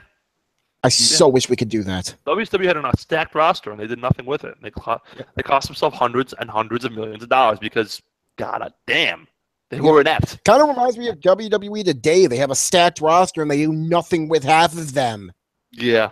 They're not hemorrhaging money yet, thank God. But yes, they have a stacked roster, and they're terrified of cutting people because they're worried they're going to pull a Cody Rhodes or Drew McIntyre. Yep. Or Chris Hero or anything else like that. Yeah. Like they're content to let people sit in catering and collect a paycheck rather than create competition for themselves. Even though it's historically proven, as I've said before, it's historically proven that WWF/WWE has been at their best when they have healthy competition. Truth. Yep. Vince is fucking lazy, and that's why it's unforgivable. I think he's more burned out than lazy. Well, then if he's burned out, then he should know to fucking hand the job off rather than let. He's not going to do it though. Yeah, he's given in whole cloth to his toxic masculine pride of being unable to admit that there's somebody else who can do the job better than him. There's no way, man. He's been running this company since like before I was born. He's not doing it. That's terrible. He's never giving it up. They're gonna put him in a fucking grave and he'll be booking the show from his own funeral, Chris. Yeah. Quick sidebar, just a quick sidebar news note. NXT ran Tampa Armory tonight. A fan jumped the rail for the first time in NXT house show history and tried to get into the ring during the match. And he got kicked in the face by Kyle O'Reilly. Good. Yep. Good. He should have. There's a great clip out there on YouTube from like 98 or 99 in Germany where Triple H and Steve Austin were having a match. And Austin was laying in the ring selling after a suplex or something, and some guy jumped the rail, and Triple H just gets up and just beats the shit out of him. It was so awesome. Nice. Like, just bounce him like he's in the UFC, just starts punching guy in the head. If you jump the rail, don't be a dumbass. If you jump the rail, you'll get the shit kicked out of you, and deservedly so. Mm-hmm. Yep. Good for Kyle O'Reilly. Yeah. Yep. All right. Anyway. All right, Roman Cena. Thoughts? Yeah. So I first things first. Let's go to the Legionnaire. Chris. Yeah. Well, we discussed at great length, Jen, last week about how the build up to this match was not great, and I stand by that. I agree. My biggest problem with this match was that it was very plainly evident from minute one that John Cena was calling this whole match. And it was brought down for it because you could tell it was just very formulaic. It was not designed to have any big flashy moments, except for Cena. Cena got some big flashy moments. Roman didn't really have any big flashy moments. He speared a guy through a table. That was it. He speared him through a table, and then the finishing sequence. He kicked out of 4 attitude adjustments and beat him with 1 spear. But that goes to my point that I said to you during the week, that this match, the storytelling of the match was good, but the execution of the match was not great. The storytelling of the match, and what should have been the storytelling of the whole feud, is that John Cena is at age 40, has lost a step, has lost a bit of his strength and his speed, and has to rely on his wits to get it done in the ring against guys who are better than him, because there are a lot of guys out there who are better than him in terms of strength and speed and size. And this was a case where John threw everything in the kitchen sink at a guy who's superior to him in those areas, and he couldn't get it done. And that was the right thing to do. That was the right way to go about this match. But I think that there were not enough big memorable moments for me in this match. Like there weren't any big, like, Roman has to pull out this big, huge power move like the Razor's Edge or something to try and turn the tide to his advantage. There wasn't any like massive shifts of momentum via, big reversals or anything like that. It just felt kind of a little bit too even keeled. It wasn't any like big, huge, flashy moments, big memorable spots other than the big table thing. I mean, Roman's trash talking game during this match was fantastic. Saying you ain't on the stick anymore, son. You got to fight. That was spectacular. I loved it. But I feel like this match should have been more for what it was. The moment of John Cena versus Roman Reigns in a singles match, something that's been getting built up since 2014. I think that there should have been more to this match and more to this feud in general. I thought the first 10 minutes of this match were just strange. Yeah. Cena selling was. I talked with a friend of the show, Dance Owens Dance, and he and I both said it reminded us of the Shawn Michaels Hulk Hogan match from SummerSlam of 2005, where Michaels did that super exaggerated selling to show Hogan up. Like I reminded both of us independently. We both came to that conclusion, and I'm sure we're not the only one. That whole thing with the walking up the ramp, like what in God's who thought, what was that? Yeah, seriously, that spot was dumb. Whoever put that together needs to never do that again. I thought you wanted to fight Roman Reigns. You came to Raw to have a match with Roman Reigns. So the crowd wants you to go home, so you leave. What are you doing? Who thinks that's a good idea? Yeah, giving it to the crowd. Roman follows you up the ramp, throws you into the ring, and beats on you for an hour and a half. You know who leaves a match? Heels. Yep. Is John Cena the heel? Like what? And then he praises Roman at the end. Like, what is this? Yeah, it was the respect spot. I was not a fan of. Oh God, not at all. I really was hoping that. Yep. If you thought that was bad, Chris, I told you this on Sunday night. If you thought that was bad, just wait till the Raw after Mania when Brock Lesnar does it. No, Brock's never going to do it. It's coming. Brock it's coming, or Paul Heyman, or both. It's coming. I mean, Yep. because nobody gets the torch passed to them as often as Roman Reigns does. How many torches does he have now? He's got more fucking torches than those fuck faces in Charlottesville. Oh God! Please do not ever bring that up. Holy shit! He's got to be. What the fuck? Yeah, no. How many more torches does this guy have? Oh, we talked about what they should have been doing instead. But, also, in a kayfabe sense, I thought that was so fake. I don't believe that seeing his character would all of a sudden become the president of the Roman Reigns fan club. Yeah, seriously. After all the shit he gave them. And even in the universe, I didn't buy it for a second. And let's also, And also, Cena, I've said this for a month. Get a fucking haircut, please.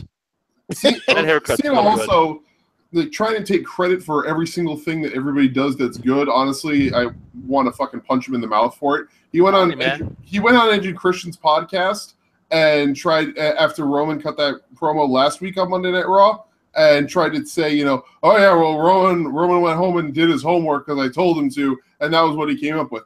Bullshit! You cut his legs off from underneath him for 2 straight weeks, and then you don't show up, and that's when he finally has a chance to talk. Bull fucking shit. And then he regurgitated the same line on Raw Talk after the show. Fucking garbage talk. That looked like a hostage video. Oh my God. That looked like Vince McMahon had a gun in Nikki Bella's head and said, "You better talk nice about Roman Reigns." Like, Cena was like, "Yeah, Roman is the guy, and they are treating us well here." As we are guests of North Korea, they're treating us well, and with the show has gotten really political really fast. And we hate America and love Kim Jong. Like, I'm like, what is this? The whole thing was so fucking strange. Seriously, hell, the next night on Raw, when Roman had to praise Cena, you could tell how much he didn't want to. No. Nobody wants that. Tell you, Brock's doing it, man. It's coming. Brock is immune to that. Brock will just laugh in Vince's face and walk home with his truckload of cash. But seriously, no. I wanted Cena to go and raise Roman's arm and Roman to laugh in his face and walk out. That was what I really wanted. Yeah. And you can tell the crowd wanted it too. And by the way, also fuck the crowd for their behavior during this match. But whatever. We knew that was going to be that bad. But they were right to do that respect spot. I don't think the crowd. I thought the crowd was weird too. I thought it was going to be a lot more vocal and stuff than they were, and the first half was just Roman beating the shit out of John Cena. Which, okay, well, you know what this match should have been? I told you this. It should have been just like the end of or Austin turns heel and beats the shit out of Rock with a chair for an hour and a half, and then shakes Vince's hand. This match should have been Roman Reigns with the chair beating the shit out of John Cena, and then shaking Stephanie's hand, and bada boom. Yep. Call it a day. He doesn't even need to shake Stephanie's hand. He doesn't need to be the authority guy. If he had just gone off the rails like he had done after TLC 2015, again when he beat the shit out of Triple H with a chair, that would have been perfectly fine. You know what the problem is, though? The bigger problem is it's September 29th. I know what the main event of WrestleMania is. Yeah. We've noticed what the main event of WrestleMania was since the end of, what was it? I mean, 24. Like, no, not even before that. Since the end of fucking what was it? At least SummerSlam. Yeah. But I mean, Braun is being used as a prop, and Brock is going to spin his wheels, and we know how this ends.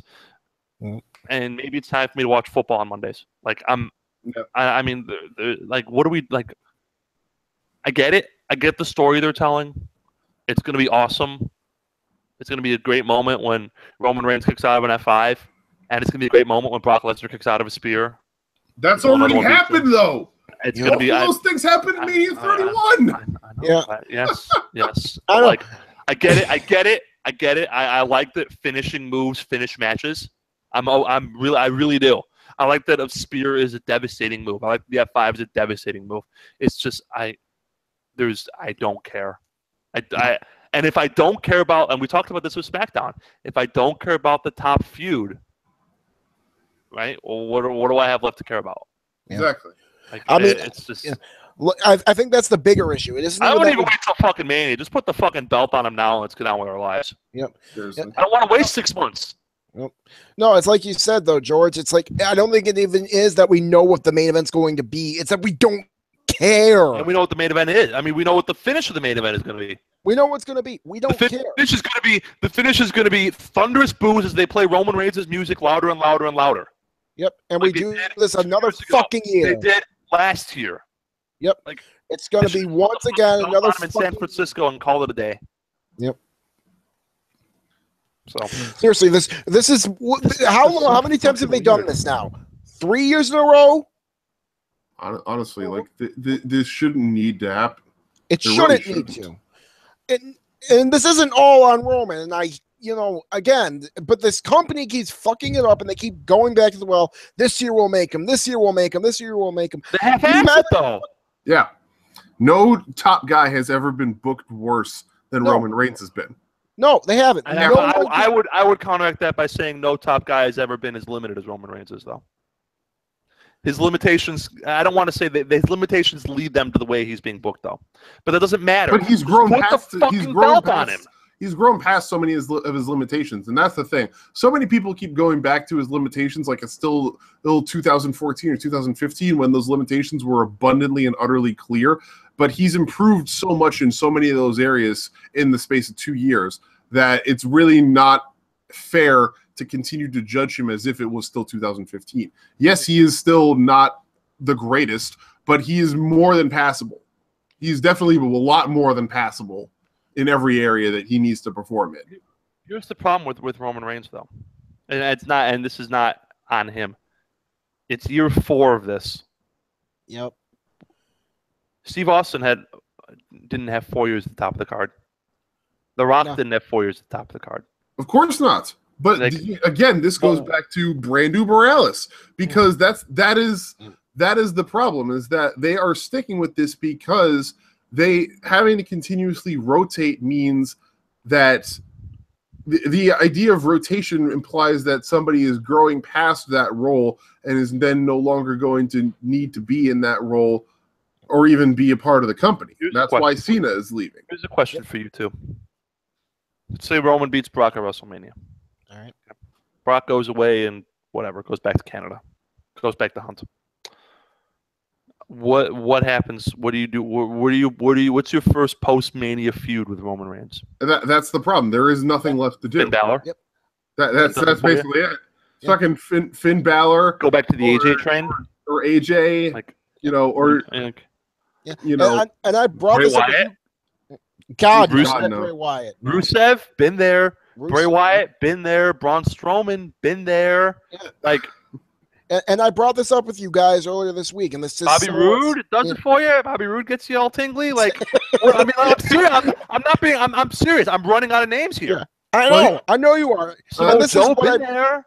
Yeah, well, here's actually something, and I sent this over in the chat. They're teasing the whole Shield reunion. Initially, they had said fuck that. Well, no, there was initially the tease was that they were going to bring them back together against the Miz Taraj, but now some of the rumor sources are scaling back on that, saying they might not do that.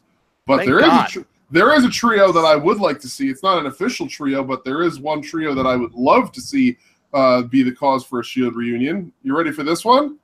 Sure. Samoa Joe, flanked by the Authors of Pain. Give it. You know what the problem with this? Sure, but you know what the problem with the Shield reunion is? It doesn't need to happen. It's not going to get Roman over. No, it's not going to get Roman over. Well, it's not going to get Roman over, and it's going to diminish him by associating him with 2 failed singles guys in Dean Ambrose and Seth Rollins. Yeah. Not to mention it's going to hurt Dean and Seth, who are doing their own good thing as a fucking tag team. It's not. It hurts everyone. You want a Shield reunion? You have trios come up and run roughshod over the company for a year, and then it's in case of emergency, break glass. Yep. Well, yeah. At that point, yeah. I'm not saying something to do right now. No, but if they do decide to do the Shield reunion, I think there is a way to make it such that they don't hurt Seth and Dean by it, and that's if and again, diminishing Roman, yes, that is a problem with this, but if they have him be the one to lower himself to helping Seth and Dean, rather than having Seth and Dean be the ones going to him as if he's still, you know, the almighty, that will probably help alleviate some fan perception of it being a vehicle to get Roman over. I think it doesn't help that Seth and Dean are both damaged to some extent. But yeah. I mean, at this point, some of it is their own fault, some of it is not. I mean, at this both point, damaged to some extent. At this point, we have to be asking the question, like, is there anything that can stop this train of fail that WWE is just continually piloting themselves on? I don't really think there is. They've So what do you do gotten with Roman post-Mania? That's the thing. I don't know. I don't know either. Really don't. And this is the thing I brought up with you guys earlier. It's pretty closely related to this. I mentioned this. My biggest issue with WWE, they have no fucking contingency plans. That's the outcome. God forbid Roman blows a knee out. God forbid. That's what I said. Then what happens?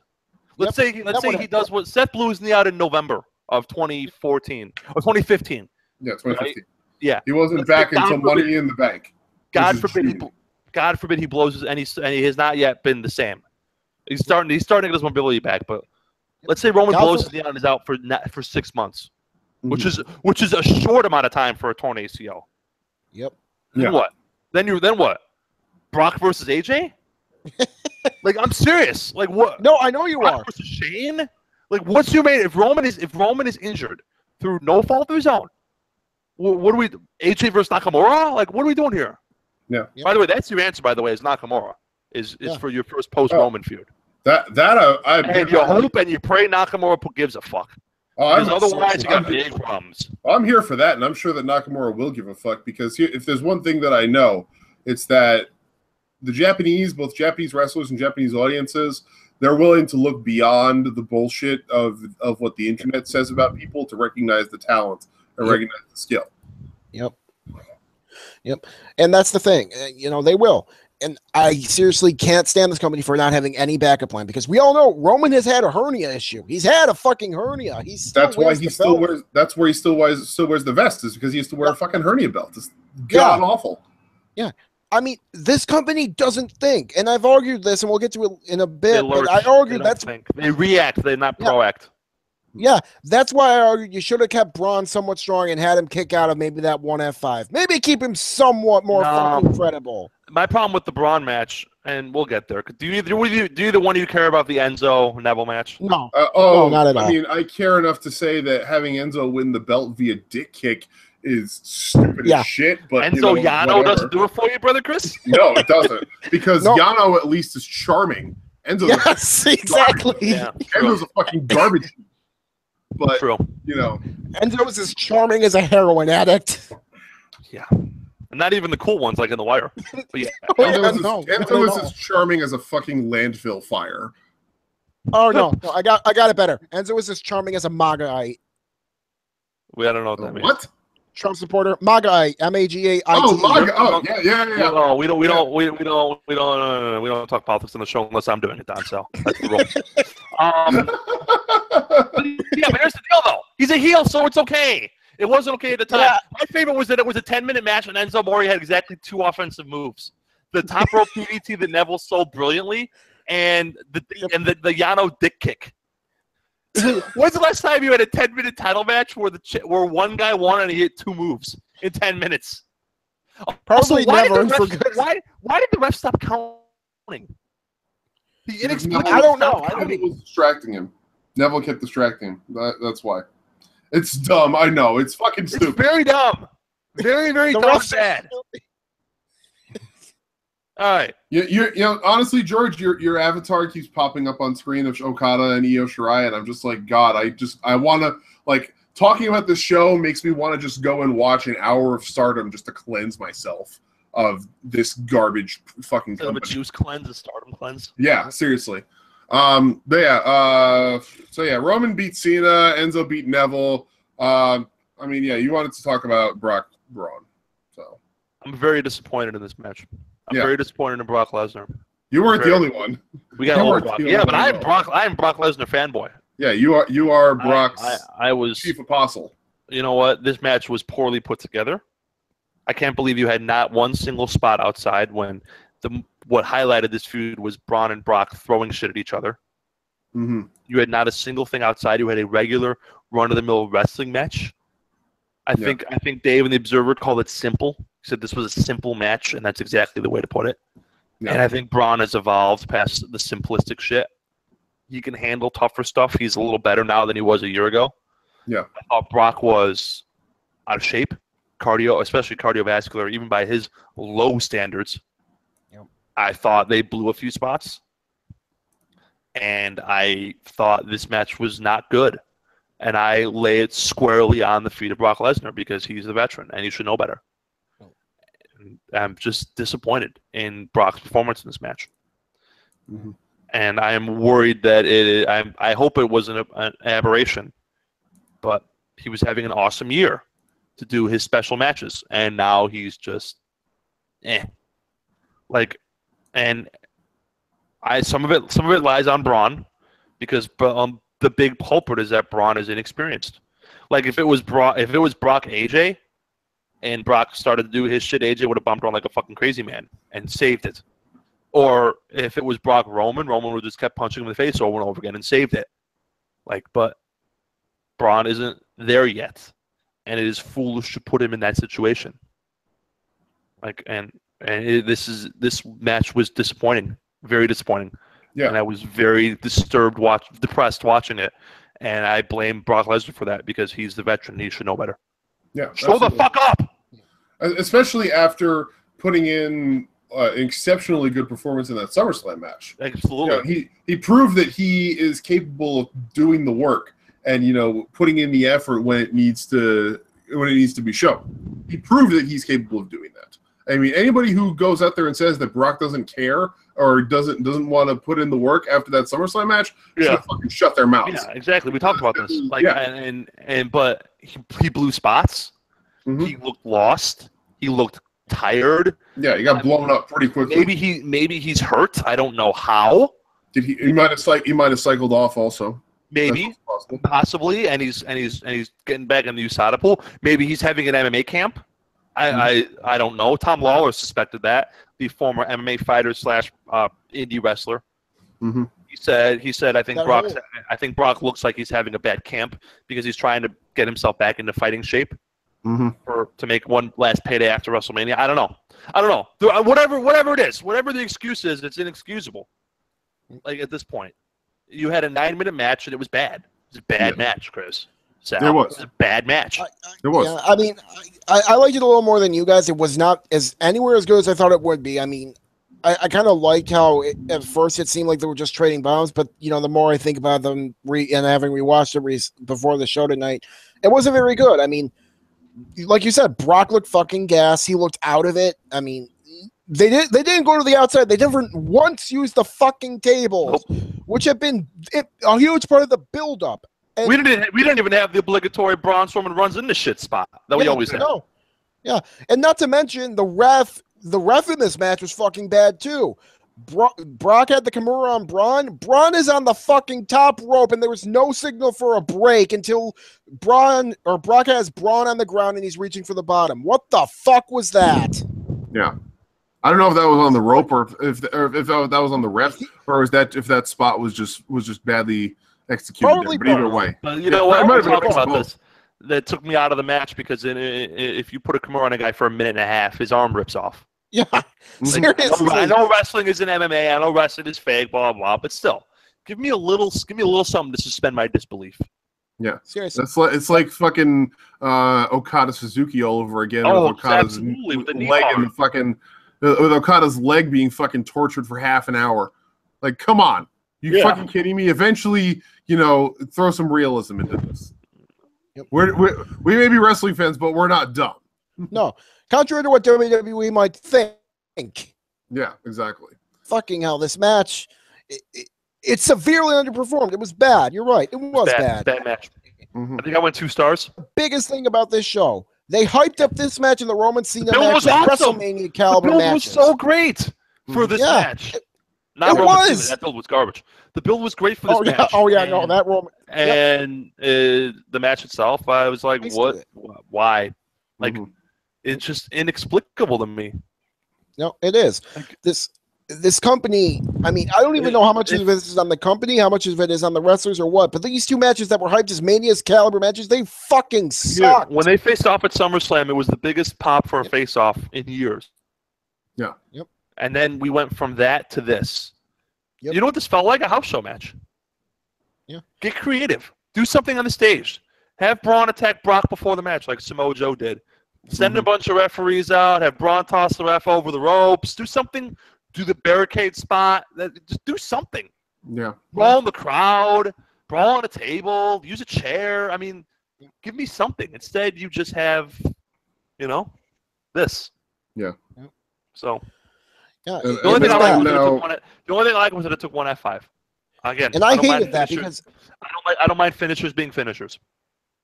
But I still hate that because even the F5 is not a finisher though, because we've had people kick out of it. Yeah, and even then, I kind of hate it because I know they're going to end with Roman, but it doesn't feel like there's any natural progressions in the opponents for Brock to get to Roman. It feels like they're saying Roman's just better than everybody, and everybody else is on the same fucking level. It's not like Braun's a little better than Joe and Joe's a little better than Goldberg. I mean, I'd like them to do that because it would require them to actually do something more. Some escalation would definitely be nice. Yeah. Yes. Yeah, it's late, like we said, it's lazy storytelling and lazy execution of things, and the company is driving the fucking speed bus. They're can't go below 50 miles an hour, and eventually they're just gonna fucking crash. And and I'm waiting anxiously for that day for the Kidani swoop in and take over, because please, dear God, save us. Yeah, I don't know. It won't happen for a while, but I can't wait for that day either. No. I'm just waiting for when I don't have to worry about Vince McMahon and Kevin Dunn anymore. Yeah, seriously. Little things. The two of them are don't fucking. give me stupid camera jumps. Let me say the word wrestling. Let me say the word belt. Give me little things. Yeah. Call the audience an audience rather than a fucking universe. Yeah. Seriously. Whatever. Give me some fucking tournaments on the main roster again. I don't know, but I honestly on if this is where we're going with a half-assing Brock Lesnar and a Roman Reigns who I don't care about, hope the football's good this year. I will say next Monday, a week from Monday, is the Bears, so it won't be good. I can tell you that for damn sure. Oh, they got fucking massacred yesterday. Yeah, I can tell you damn sure when the Bears are on, it won't be good. So hopefully everyone else steps up on Monday nights. But I don't know. I'm shocked that the Eagles won. The inevitability of it all. I get it. It's just it just does nothing for me. I will say this: outside of watching No Mercy, there was only one other thing from the main roster that I actually watched live this week. And that was the opening segment to Raw with The Miz and Roman. And for anybody who says that Roman's not good on the mic, go watch that segment again and tell me that again, because Roman laughing in Miz's face was easily the best thing that I've seen from him in a very long time. I thought he looked forced, and I think it looks fake. Only in the Cena bit. In the Cena bit, it was forced. I think it looks but fake. Him fucking laughing in Miz's face, that just came off so natural and so perfect for him. I loved it. Him trying to be smarmy, go get me a beer. It didn't work for me. Yeah, I thought it worked. I thought it worked for me. I don't know. It didn't work for me. The get me a beer line did feel a bit forced. It kind of felt like he was. It kind of felt like he was reading off a script a bit there. He kind of felt awkward saying it. At least that's the impression I got. Although I do think him laughing at Miz, that was all natural and that was pretty good. So, again, that scene a bit just fucking killed me. So. No, yeah. I mean, as you've said many times, George, you go to war with the army you have, and they're going to script this shit. Yeah, they are. But at least in some moments, Roman is able to make the scripting look a little bit more like his natural self, and that was one where I feel like it worked for him. Because I thought the segment was good. Don't get me wrong. I just I wasn't. I thought the forced machismo. I was just like, this is so forced. This is forced, for lack of a better word. But I thought the segment was good. Because the Miz is awesome, and his two goons make me laugh. As long as I don't have to watch them wrestle. Yeah, I know. So. So, NXT. That was No Mercy. NXT this week. We're gonna. I did not watch this. This is all you. Yeah, I'm gonna run through this real quick. NXT, I think, had an excellent episode this week. The highlights of the episode: Lars Sullivan and Oni Lorcan had a match that was spectacular. Oni just being the hard hitting, never say die fighter that didn't give a shit about the fact that he was outweighed by 150 pounds by this behemoth. And just fucking trying to beat his head in, and with as many forearms and fists and shit as he possibly could. Amazing, I loved it. And after the match, Lars won, but after the match, Lars went back to beat on Oni some more, and freaking Danny Burch made the save. So the Danny Burch Oni Lorcan tag team dream is still alive, and I'm really hoping we get that because those two just work so well together. I would love to see them be NXT's Sheamus and Cesaro. That would be spectacular. Absolutely. Yeah. Here for that. The announcement was made at the top of the show by William Regal. The women's title will be decided in a fatal four-way at TakeOver Houston. Kairi Sane has already secured one of the spots by winning the Mae Young Classic, and the other 3 spots will be determined in the coming weeks by other women's matches. Okay. Let's see. Sanity opened up the show, actually. Sanity opened the show proper with a quick promo that Eric Young cut on Adam Cole because they were going to have a match in the main event following, Undisputed Era and Sanity. Undisputed Era's attack on Sanity. Are Sanity faces now? Brooklyn. Yeah, they're essentially faces now, and they're getting face pops. The crowd really is into them, which is awesome. Nice. Eric Young is still the least interesting part of the stable, but it's been that way for a year. But this worked. This worked for him. It would have been better if it had been Alexander Wolf delivering it, but it worked. It worked pretty well, and it's further established as Sanity as still being anti-establishment, but also willing to fight for themselves. That works. Let's see. Heavy Machinery had a squash on some guy named Patrick Scott and former NFL player Demetrius Bronson. I don't know if either of you remember him from his very brief NFL career as a running back. Ring a bell. Yeah, he was Is that his shoot name? Yeah. Demetrius, it doesn't ring a bell. Let me look he him up. He was a running back for like 3 seconds on a couple of teams. It was a college. It was a fun squash. Heavy Machinery still looking good. The one dud of the show was a women's match between Liv Morgan and Vanessa Bourne. Not great, but that is what it is. And it was easy. Went to Washington. That's why I don't know him. I don't watch a lot of Pac-10/12 football. Yeah. And that women's match was easily forgotten because after that, Aleister Black had a quick promo that he cut on Velveteen Dream, and it was spectacular. My favorite moment of it is that they did the promo as like a bit for inside the Performance Center. He's in there training and to take a break, and then they ask him about Velveteen Dream, and he's going through his whole spiel, and at the end of it, he calls him Patrick by his shoot name, Patrick Clark, instead of calling him Velveteen Dream. Oh, we're shooting now, guys. Instantaneously, drawing that distinction between Velveteen Dream and Patrick Clark instantaneously made it 10 times more interesting to me. Just so much more fun to see how he's just dissecting the character, especially after their segment the previous week in the ring. Okay. Following that, we had another great match between Cassius Ohno and Fabian Eichner, who you may remember from the Cruiserweight That is Classic. a great name. Yeah. Fabian Eichner, that's a strong name. He's Italian. I completely forgot about that guy. Yeah. I never even heard of him, but I love the name. He was in the Cruiserweight Classic. He got knocked out in the first round by Jack Gallagher, but he's definitely got the look that WWE will want, and he performed really well in this match against Cassius Ohno. This was also the best I've seen Cassius Ohno look all year, so that was since coming back to NXT. So that was nice. And then the main event, we had Eric Young versus Adam Cole. Not the greatest match, but it was a fun match. I particularly liked when Adam Cole attempted to do his first Adam Cole, baby, spot, only for Eric Young to just chop the shit out of him in the middle of him saying baby. Eric Young is now the biggest face on the entire NXT roster. I swear to God, the Adam Cole Bebe chants are being said ad nauseum in my own personal hell. You're not a fan? No. So you would have hated his New Japan entrance music, but I loved that.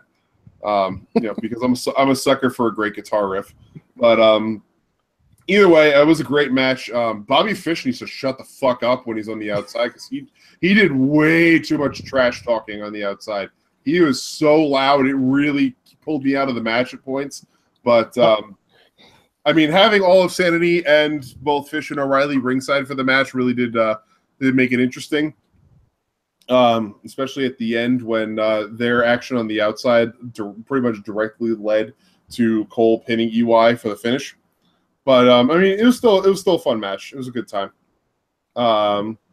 This was a great episode of NXT. This was the first episode from the most recent set of tapings that happened following the Hurricanes. Okay. So definitely worth the watch. Okay. You got anything else? Yeah. We got indie stuff to talk. Indies. We got to talk about the Bucks. Yeah, we got a few news items to talk about here. So lead the way, brother Chris. Yeah. So something that happened last week that it kind of has gotten lost in the shuffle due to some other items that happened. But WWN and Flow Slam have basically had a huge falling out. 50,000. Yeah. Flow Slam has filed a lawsuit against WWN for supposedly inflating the expected numbers for their pay-per-view buys, and WWN is in the process of preparing a countersuit, it would seem. What was the thing that you found, George? Where is it? The thing I sent you? Yeah. There were some, I guess some documents obtained from the suit that FlowSam filed that basically said that FlowSam was trying to build this empire of indie streaming where is it? I'm trying to find that made that, and because of their expectations of being able to build said empire, they were expecting 50,000 people to sign up for their streaming service. Yeah, because they thought they can get New Japan and CMLL. Yeah. What do you? No. And ROH too, and some others too. Why would CMLL, the most conservative business in the history of the company? Here we go. This is from the Observer. I found it. Flow Sports was projecting in the range of 50,000 subscribers at first when they decided to get in the pro wrestling business. That was based on the idea they can corner the market for Major League Pro Wrestling with every significant company other than WWE and be the alternative streaming platform. Like many, there was a feeling that if the WWE Network had 1.5 million subscribers, even getting 5% of that figure would be 75,000 and a huge success. Mm-hmm. But every failed startup alternative company to a major company, whether the people who started MMA after UFC got hot, or the people who started rival football leagues, the NFL, over the past 5 decades, use similar math right to their own bankruptcy. Yep. The problem was that New Japan and CMLL have their own streaming services. Yeah, and Flow Slam did no. So why would they give that up to be part of Flow Slam? Yeah, Flow Slam did 50,000. No research prior. Yeah. That's fucking they should be embarrassed. Yeah. Like I told you guys earlier this week, I looked it up. Back in January, New Japan was getting 60,000 buys a year, or 60,000 subscriptions. 50,000 of them from Japan, 10,000 internationally. And they're fucking number 2. And you thought you would swoop in and do 50,000? You pretty much New Japan levels? You deserve to lose your money if you're that stupid. Yeah. Seriously. And I swear. And then Gabe had another all-time meltdown. Well, that was an entirely different issue. Well, I thought WWN is preparing a countersuit, and Flow Slam in the ultimate petty move. I don't remember which day this week it was, but in the ultimate move of pettiness, they uploaded the entire Evolve back catalog library to their service and made it available for everybody, not just subscribers, but for free for everybody. In the ultimate move of pettiness, just because. Thanks. This is what we're doing now. Yeah. I said this on the Twitter. This business seems seemingly run by 3 people: assholes, dumbasses, and carnies. Yeah. Yep. And speaking, no wonder why Vince has the cornered the market. He's the only one here who's got half a fucking brain cell. Yeah. Yep. And the kingdom of the brain dead, the man with a half fucking brain cell is king. Yeah. Exactly. When this is competition. Yeah. Yep. Yeah, and it only gets better here. Over the weekend, then, to compound issues, Evolve had an email that Booker and lead promoter Gabe Sapolsky sent out to talent, which was pretty innocent if you read the whole thing. I mean, it's kind of long. We're not going to read it on the show, but it's very okay, guys. Make sure you do this and this, and don't look at the camera because that's a WWE thing, and they hate that. And make sure your lockups matter. Like it wasn't anything harmful. It was basically laying out some of the principles that Gabe wants to run his show, which is totally fine. Yeah, this was something. He had a fucking meltdown. Yeah, Gabe wants the talent to keep that in mind because it's established at this point that Evolve essentially is functioning at this point as a feeder system into NXT, but it was kind of it's kind of the worst kept secret in indie wrestling today is that was the case. I mean, everybody basically knows it, but it was never quite codified in actual word. But this put it out there and made it into actual word. So Gabe had a bit of a meltdown after it was leaked by Voices of Wrestling. A bit? Yeah, it's leaked by Voices of Wrestling and the Everything Evolves podcast. And Gabe went a little crazy. Tried to find out. The email was pretty innocent. It wasn't like Gabe was shooting at anybody. It was an email about business practices. My boss sends them out every day. I'm sure your boss does too.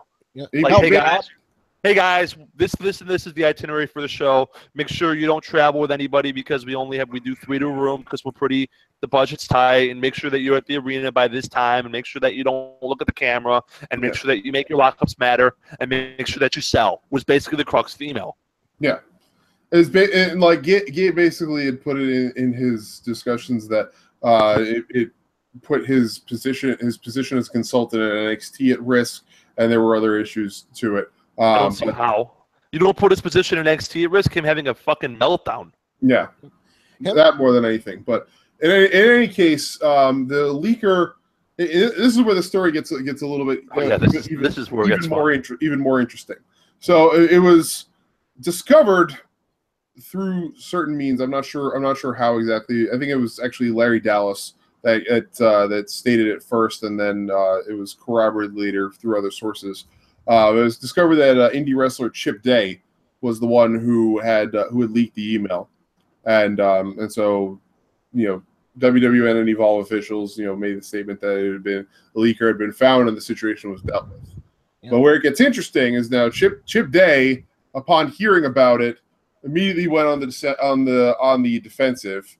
He went on Twitter and said something to the effect of saying that he's nobody's scapegoat. So denying that he was involved, even though there's pretty damning evidence against him at this point. Yep. Now, where it gets interesting though is that our buddy from over at Nova Pro Wrestling, Mike, I forget his last name, the guy who's the promoter and the matchmaker at Nova Pro. Duke, I know you're in the chat. If you can help me out with this guy's name, I'm really sorry that I'm forgetting it. But he basically took to Twitter and immediately came to Chip Day's defense and essentially said in no uncertain terms that he not only was supporting Chip Day because he's a guy on Mike's roster, but he is also basically is made the implication that he's going to push Chip Day to the moon going forward in Nova Pro. So Chip Day's the one who had that match with Trevor Lee this year, right? The hour-long match. Yeah, the one at CWF in Atlantic. Yeah. Yeah, real good match. Yeah. Yeah. Something else interesting I found out about all this is likely what got All Ego Ethan Page to leave Evolve. Yeah. He announced he was leaving. But he announced that he was leaving during the week. He had. Gabe. He was moving on. The story goes that Gabe accused Ethan Page of the leak initially, and it wasn't him, so he got all mad and left. Yeah. But now both sides are saying that the leak was the split was amicable. So who knows if that's actually accurate or not? Well, he says he's going to do a shoot interview down the line. So That may have just been him shooting his mouth off because that's what Ethan Page does. Yeah. Who knows? Yeah. He was a hell of a watch on last Friday though. So yeah. We actually have to get your thoughts on Evolve because that's what we brought you on the show for in the first place. Yeah. But we'll get to that in a second. The last big thing in indie news that kind of has eclipsed everything, that's happening out there is the Bullet Club's invasion of Monday Night Raw that went wrong. Invasion. Yeah, invasion in huge air quotes. So, as a part just as huge of an invasion as the original one, guys. Yeah. So don't let the WWE myth-making machine fool you. Yeah. Like. As part of a storyline for their YouTube series Being the Elite, the Young Bucks had made something where they had said that their trios partner for Ring of Honor, Hangman Page, had gotten captured or was kidnapped and it was disappeared for a few weeks, and they couldn't find him. It was just this ongoing gag on Twitter. And then the previous episode, last week's episode of Being the Elite. He supposedly came back from being kidnapped just in time for their trios title defense that happened at the last Ring of Honor show against Bully Ray and the Briscoes. So as part of that storyline, Alan Being the Elite, Hangman Page said that he had gotten kidnapped by WWE and was forced to watch all of their weekly programming, so in revenge for that and for WWE taking away the Too Sweet and taking away Cody Rhodes' last name and taking away Marty Scurll's umbrella, they were going to invade Monday Night Raw, which really just consisted of them staying out in the parking lot with a giant crowd of people chanting dumb shit until they were done filming for the following episode of Being the Elite and then left. So they pretty much did what those TNA invaders did way back when. They pretty much did what Triple H and Shawn Michaels did way back when. Only less tank. Yeah. Less of a tank. Yeah. Like, remember when being a mark and invading the competition was cool and cutting edge when Triple H did it? Mm-hmm. So, but here's the thing. Where we are. This is where we are. Like, and this is where it starts to it goes beyond just being a YouTube storyline, because apparently WWE was not happy about it at all, and I suspect it was because they wanted those people who were out there to be inside the building instead and having bought tickets, and they were probably blamed the low sales for that episode of Raw on that. And there's probably also still some residual embarrassment over the whole Hot Topic debacle, whereby the story goes that, Hot Topic, when they were investigating bringing wrestling merch in for their stores, they, were examining all the trends of who were the biggest merch movers were worldwide in wrestling, not being familiar with the wrestling world at all. They just assumed that everybody was going to be under WWE. And so they went to WWE and said, "Oh, who are these Bullet Club guys? We really love them." And WWE, can we get X number of Bullet Club shirts? And WWE was like, "Yeah." And WWE said, "Yeah, that's actually not something that we're in control of. They're not under contract with us." And so then Hot Topic, had to go and do their research, and they got in touch with New Japan and ROH, and then got the license for the Bullet Club merchandise, which is now being sold side by side with WWE merch, and by all accounts is outselling the WWE merch in Hot Topic stores, which I'm sure is really rankling Vince quite a bit. Years, by the way, let the record reflect. I haven't been to a Hot Topic in a long time. Oh no, I didn't even know there were still were Hot Topic stores till I read about this story like 3-4 months ago. Yeah. I stopped only good thing a long time ago. Hot Topic. Yeah, only good thing to come out of that is that New Japan is making money, and that LAJ shirts are now more readily available. Yeah. Yes, all good people should wear LAJ shirts. Oh, absolutely, yeah. Yep.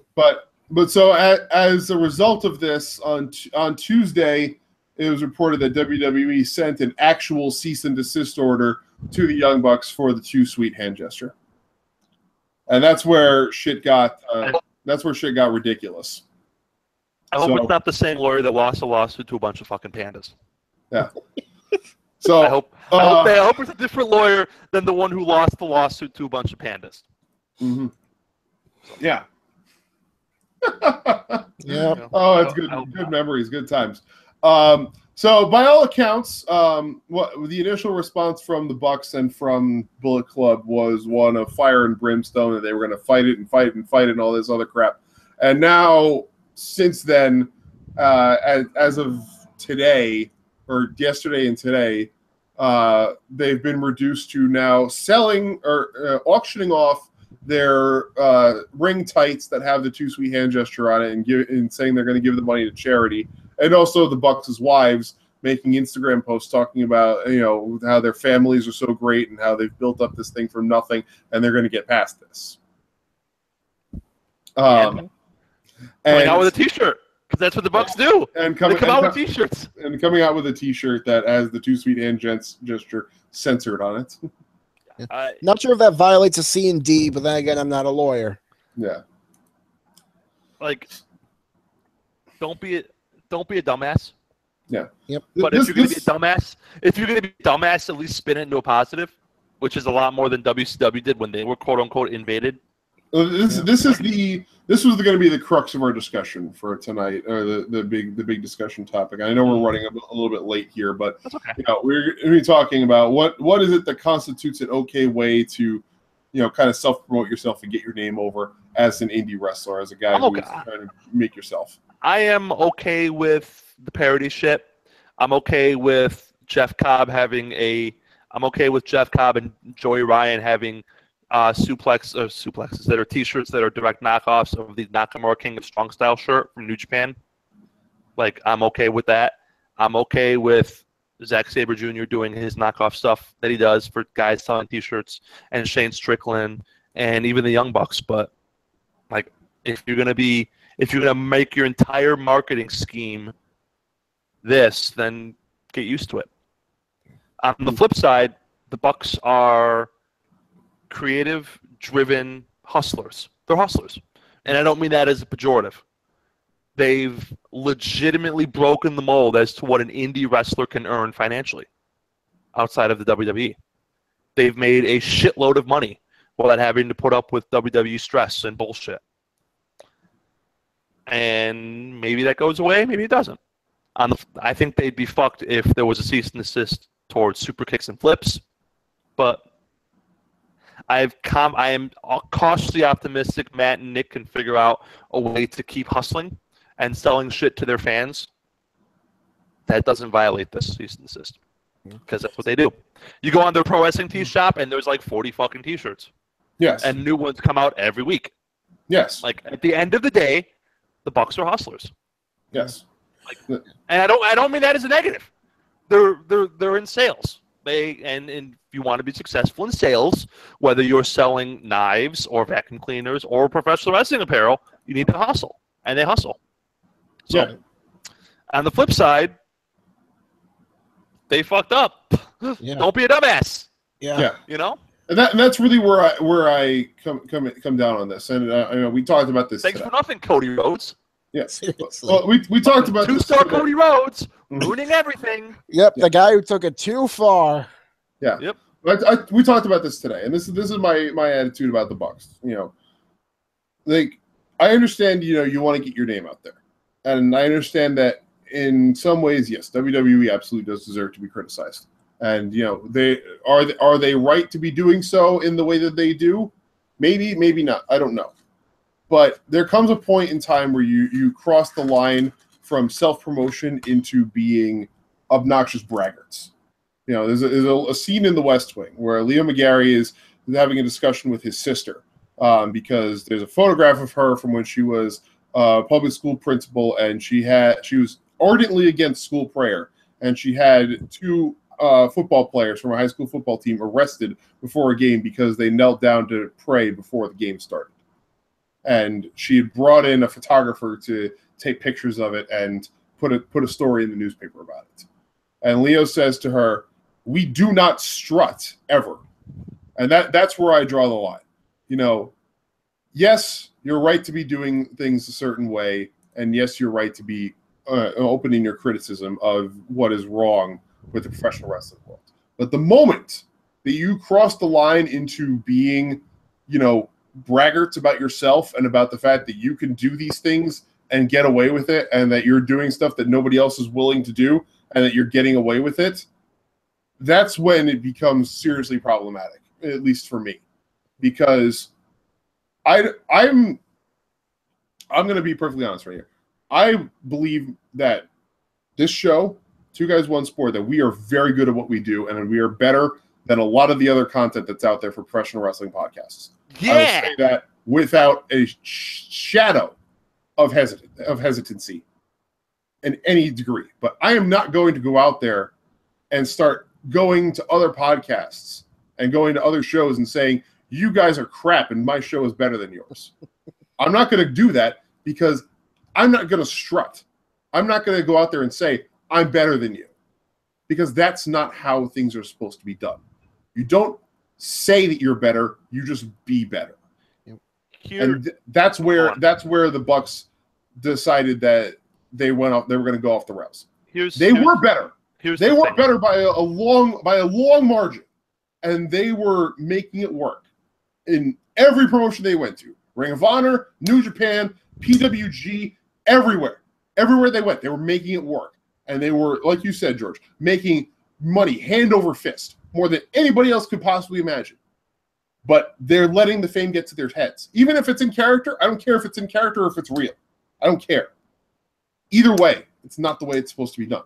You're not supposed to go out there and actively throw it in people's faces that you're doing better than them.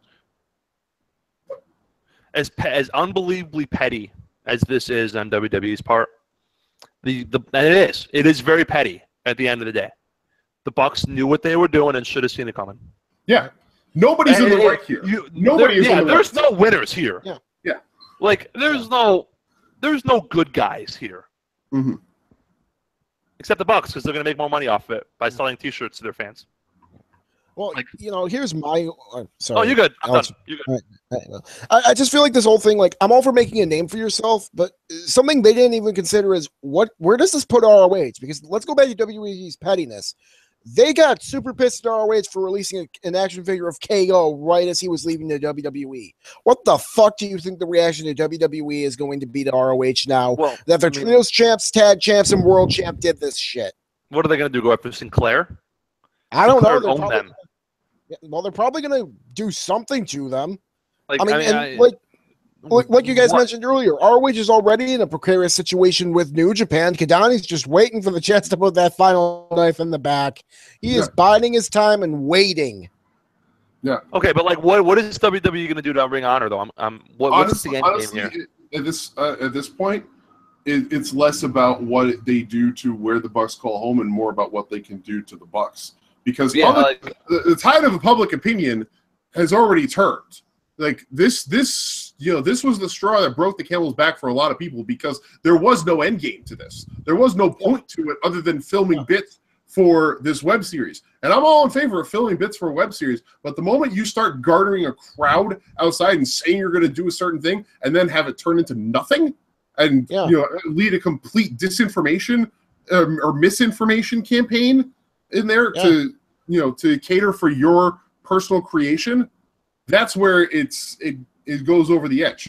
And that's why I think WWE is going to say, all right, well, we're going to go after the Bucks and we're going to specifically target them to make it bad for anybody that is, doing anything for them. I would not be surprised. The great irony here. I would not be surprised if by Wrestle Kingdom we see the Bucks and possibly also Cody and Paige and Skrull out of Bullet Club. And we don't see the Ring of Honor guys in Bullet Club anymore. In New Japan. Well, the Bucks have a contract with New Japan. I don't know how Skrull and Cody and stuff. The Bucks have contracts with New Japan and Ring of Honor, so they're in a different situation than Cody is, who is Ring of Honor exclusive at this point. But the great irony here is that after the quote unquote DX invasion, WCW sued the WWE. So and eventually had an out-of-court settlement. Yep. Mm-hmm. So you never know. Hell, maybe that's what WWE does to Ring of Honor with their guys doing that shit. It's not like, and that's not something Sinclair needs. It's petty and dumb. Everybody's petty and dumb. Wrestling is petty and dumb. Yeah. And the bottom line is, I mean, getting back to the actual topic of the discussion here, like, indie stars. For guys trying to get themselves over, you want to know who the prototype is for getting themselves over and doing it in a way that is entirely organic and making it feasible for both promotions and fans to get behind a person and feel okay with it? Keith Lee. Keith Lee had a lackluster career with ROH, left ROH, and decided, you know what? I'm going to go out there. I'm going to be in as many indie promotions as I can, and I'm going to just put on insane matches with whoever will get in the ring with me. I don't care who they are. I don't care what their level of skill is. I don't care how long of a time I have. I don't care how many people are in the crowd. I'm going to go out there, and I'm going to perform my ass off and just let the chips fall where they may. And you know what? It fucking worked. And he is now the king of the indies. He is the guy who is sought after internationally. Excuse me, by everybody. Yep. Going to Europe, going into WXW, going into Progress, going to Rev Pro, going to all these promotions. And I would not be surprised if we see a Keith Lee tour in New Japan in 2018. I would not be surprised in the least, because the guy has made a name for himself, and he's done it in a way that will make people respect him. Because you can see with Keith Lee, it's not about him wanting to have his name in people's mouths. It's about him wanting to be remembered and respected for what he does. He's not just out there saying, I'm okay with people just talking about me for whatever. Whether they're laughing at me, whether they're saying dumb shit about me, I don't care.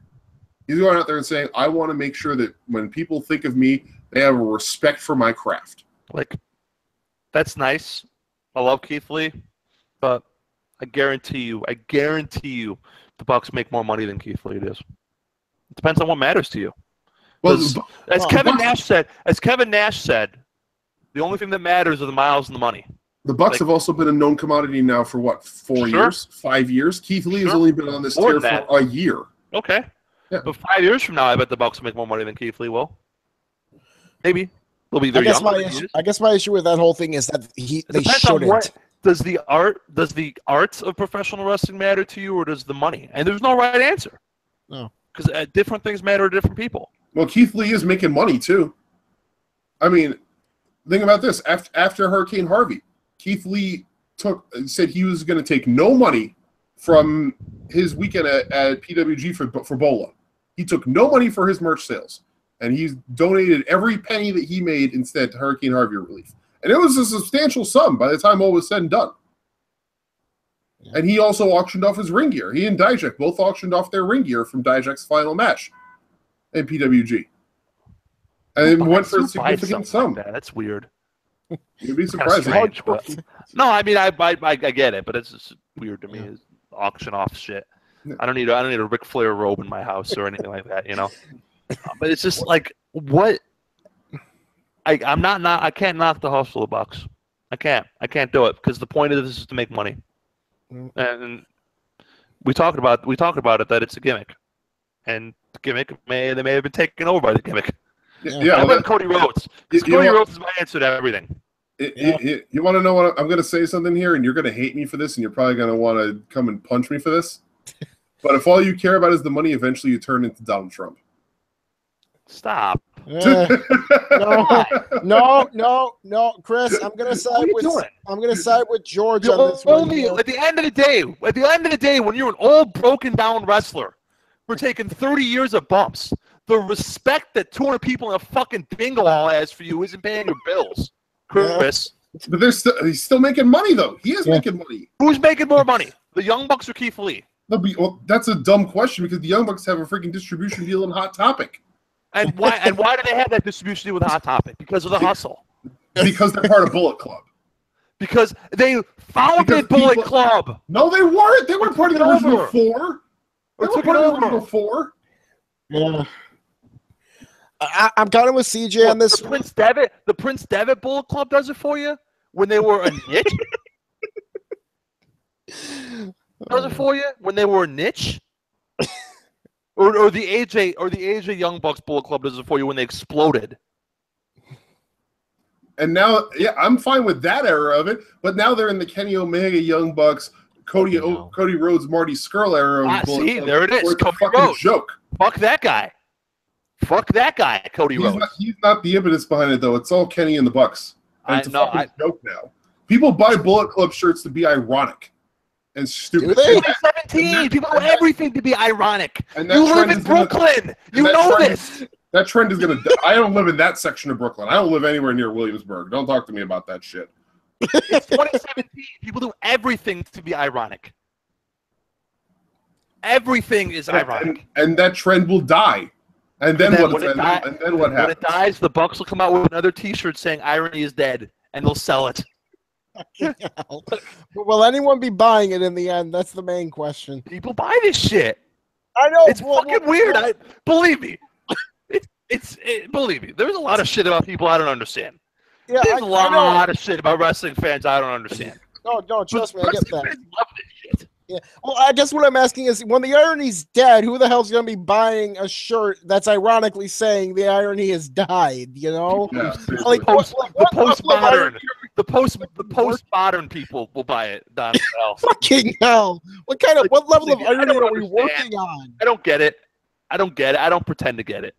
But I know, but I will agree with you know what? I'll say one more real quick thing. I think part of this is that WWE is pissed off that someone's making money, not through them, but off them. Absolutely. Sums of money. We said, nobody's in the right here. Absolutely, there's pettiness here, and nobody's in the right. Especially Cody Rhodes, because fuck that guy. Yep. That's my final answer. Final answer, Meredith. Final answer. Regis? You are the weakest link. Goodbye. Yeah. Final answer. But Chris, to answer your question on would you rather have the respect or the money, I'm going to agree with CJ in that it doesn't turn you into Trump, good Lord. Mainly because Stan Hansen, one of the most respected of all time, you listen to any of his shooting interviews, he always says he was in it for the money. That's it. And he's one of the coolest guys. He's the cool old grandpa. Yeah, you in it for the money? We talked about this like months ago. Like, remember the old days where guys got into wrestling not because they loved wrestling, but because they were failed football players or bodybuilders? Yeah. Like, I'm not saying that you shouldn't be in it for the money. I'm not saying that they shouldn't be some financial gain or motivation for security to it. That's not what I'm saying. Your boy Roman Reigns gets it. Yeah. No, I'm not saying all he wants to do is feed his family. And God bless him for that. And I'm being 100%. I'm being 100% sincere. Yeah, but Roman Reigns isn't out there fucking throwing it in the faces of everybody else that he's better than them or he's making more money than them. Have you seen his Twitter feed? What are you talking about? What the hell are you talking about? No, Roman Reigns is throwing it in the face. Okay, I'm talking about shoot. I'm talking about Joanna Y going out there and throwing that shit. Roman Reigns is just throwing in the face that if you're an atheist, you're going to hell. That's what Roman Reigns is doing. Oh, God. Anyway. Anyway. I laud Roman Reigns for realizing that all that matters is the end of the day, making sure that your family has food on the table and a house over their heads. That matters a hell of a lot more than 40 people in some fucking bingo hall in fucking Fresno popping for you doing a 450 splash. Like, all that matters is the dollars. Now, however you get there, you get there. Now, the Bucks fucked up. They done fucked up. But I imagine that they're smart enough to figure out how to make this into some sort of positive for them in their little niche. And again, if WWE had put out a cease and desist for flips and super kicks, they'd be fucked. But a cease and desist for Hansen, they may or may not own the trademark to in the first place. Like, according to Kevin Nash, a T-shirt or two or a banner and do some stupid shit in the ring, and they'll fake doing it too sweet in the ring, and they'll do a fist bump, and people will eat it up because that's where we are. Yeah, everyone has their damn corners. Didn't Kevin Nash say that hand signal came from like Albanian mobsters or something? Yeah, or something. So like Turkish fascists or something. Like, fucking hell, wrestling. I don't know anymore. I love wrestling. Yeah. Anyway, I love wrestling. Like I told you guys earlier, I want to chop it up chop up wrestling in little lines and just fucking freebase the shit out of it. There's nothing better than professional wrestling. Anyway, we don't condone drug use here on Two Guys One Sport. Unless it's professional wrestling. Sal, unless it's freebasing progress or something. Then we're good. Then we're all good on that. 5-minute recap of Evolve 92, please. Yep. Yeah, please. Show opened with Jason Kincaid against Zack Sabre Jr. Before that, Sabre got on the mic, pretty much addressed all the BS that came around that day. Said, I really don't give a damn about it. I'm here to be a wrestler. I'm going to be a wrestler. Him and Kincaid proceeded to have a pretty fucking awesome match. Really submission heavy, and this was the first of 3 matches for Zack Sabre Jr. this night. So kudos to the man. He was a fucking workhorse. Talk to him after the show. I'll get to that at the end, but really great guy. Really fun match. One with the Young Boy Killer. After this was Austin Theory against Stephen Wolf, who was a local guy or something who was like part of like the trainee thing. Priscilla Kelly was the dojo. Yeah, Priscilla Kelly was there with Austin Theory. Pretty fun match. It was probably the weakest match on the show, but it was still a fun match. I mean, at the end, he was at the beginning, Stephen Wolf was trying to get us all into it, but by the end, we were all behind him, and actually, a lot of us gave him a cheer at the end. So he won our respect. Darby Allin against Hot Sauce Tracy Williams. Catch Point looked pretty good tonight. This was the first of their wins with Tracy Williams getting the win. I'm not sure if it was this match or the second match. Larry Stoke came out, but everyone started chanting Charles Barkley at him, which I did not get at all. I think he said something on his Twitter feed last week about Charles Barkley. I don't know what it was. Yeah, all right. And after this was DJZ against Fred Yehi. I swear to God, this match kicks so much fucking ass. Fred Yehi is so good. He's having a hell of a year. DJZ really impressed me here. He was very, very good. I mean, like when he came out, there was a pretty good pop for him, but a lot of guys were wondering like how good is he going to be and all that. And in the match, I mean, during the match, this was the only match that got everyone chanting "This is awesome" for it. Nice. So, yeah, he really was great on it. And there was this one spot I need to say because I was sitting on the far ring post corner from where they were entering from, like on the diagonal. And there was this one spot where Fred Yehi hit the nuke, and DJZ was sitting, so he was really like right in line with me when I saw it. And when he hit the nuke on DJZ and I saw that, I freaked the fuck out because it looked like it was coming right at me. Yeah, no, that was awesome. And Yehi won with the Kochi clutch. Really, really good match. Really fun. So, that was fun. And after I like Fred Yehi because his grapples look vicious. He really is. It was a really, really fun match. After that, we had the Doom Patrol against Keith Lee and Matt Riddle. This match I liked a lot, but it got a little weird, mainly because there was a lot of points at times where, would tag in and like everyone would just be standing in the ring for a second thinking, what should we do next? I'm not sure how much of that was, maybe them being partially distracted by all the bullshit that was going around or what, but overall it was still a really fun match. And the Doom Patrol got the win after some miscommunication between Keith Lee and Matt Riddle. And Keith Lee tried to make up with the Bro after the match, but the Bro was being a dick. So that didn't happen. And then this was the final match on the televised card, which was the Troll Boys, All Ego, Ethan Page, and ACH against the Workhorsemen of Anthony Henry and James Drake. And the Troll Boys got the win. And it was actually a really, really fun match. Going into it, they did their whole entrance where ACH and Ethan Page were like took off their shorts to reveal their trunks. And I don't know exactly what happened, but when Ethan Page like removed his shorts so he could show his trunks, someone started a "This is awkward" chant, and Ethan Page after that got on the mic and said, "There is nothing awkward about going to see grown men wrestle each other. The only thing that's awkward is being silent for a match, and so don't be those people." And we were not silent for that match. I thought these two, like ACH and Ethan Page, they were some of the most entertaining. They were the most entertaining on that thing on that show for me. I mean, after the match, because this was like when they were going to do the autographs and stuff after that, they jokingly said, I think that was a 10-star match. And I jokingly said back to them, not give it 12. And I was sort of half joking with them, but part of me was maybe somewhat serious because in terms of pure entertainment, they were the most entertaining thing. So yeah, they were awesome. That was the main card. And after that, we had a match between Cedric Alexander against Zack Sabre Jr.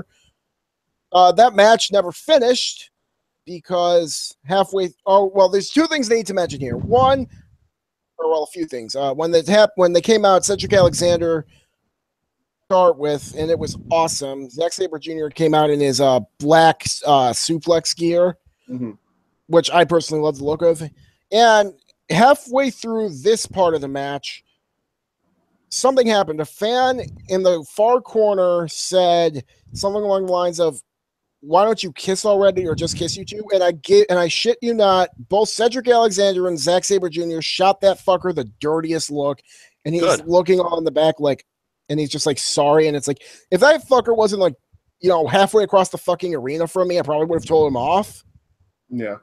Because there were a lot of instances of really like sexist or homophobic stuff being yelled by the crowds over the course of the past week, and all of the wrestlers have come together to call it out and make it known that that's not okay. And that's one thing I have to applaud the wrestling community for making it known that even in this carny fuck industry, there still is no place for that kind of hate, and I really appreciate that. So well done to everybody in the UK and in the US who dealt with that as they did this weekend. Yep. And, that was the only thing I personally heard. I did hear there was another incident, but I was apparently in the bathroom for it, where someone said to the ring announcer in like an Enzo voice, like, "Hey, baby, how you doing?" type of thing. Yeah. So I wasn't there to see that, and this was secondhand information. But if that did happen, fuck them. So, Joanna gets hit on shows fair amount of times. It's always bad, but fans are stupid. What can I say? Yeah, and halfway through, this match ended in a no contest after the Doom Patrol ran out and attacked them, and then Stoke got the Doom Patrol to face off against them again. Zack Sabre Jr. and Cedric Alexander in a match.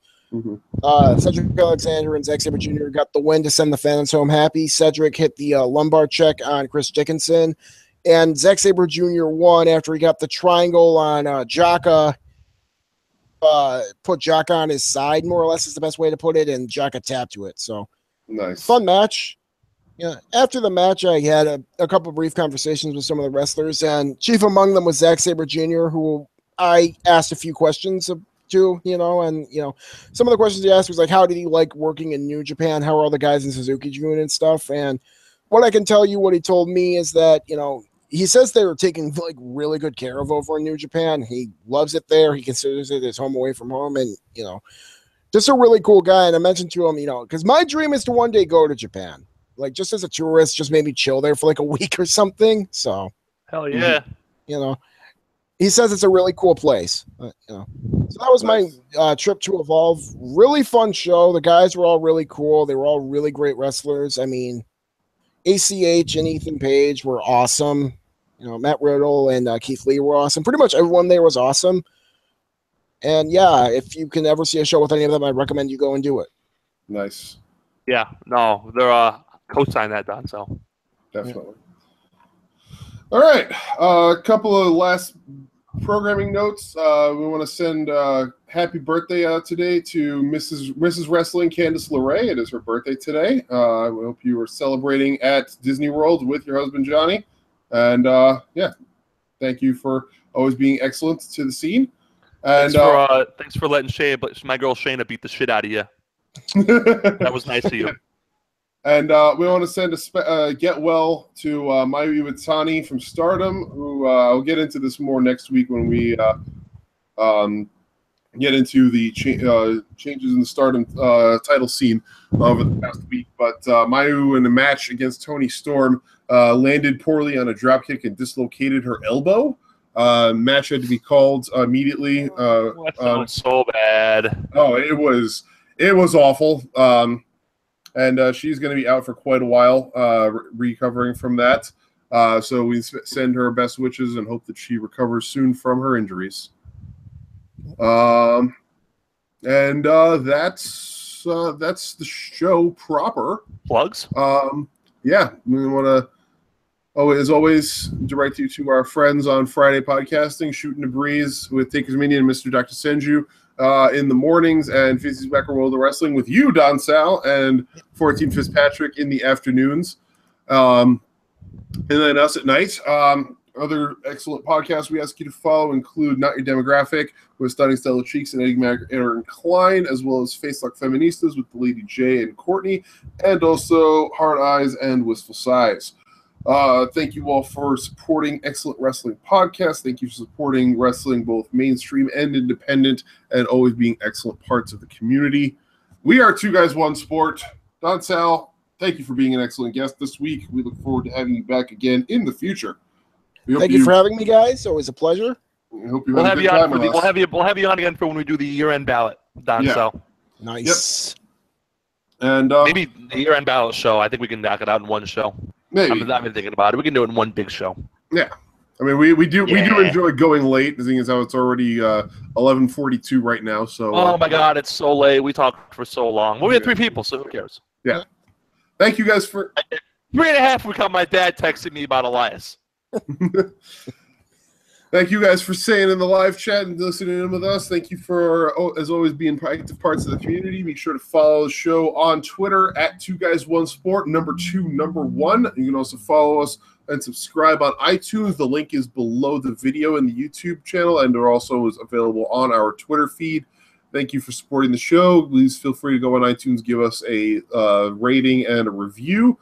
Help us get our word out to more people and make us better known, because we want to reach the entire wrestling world one day.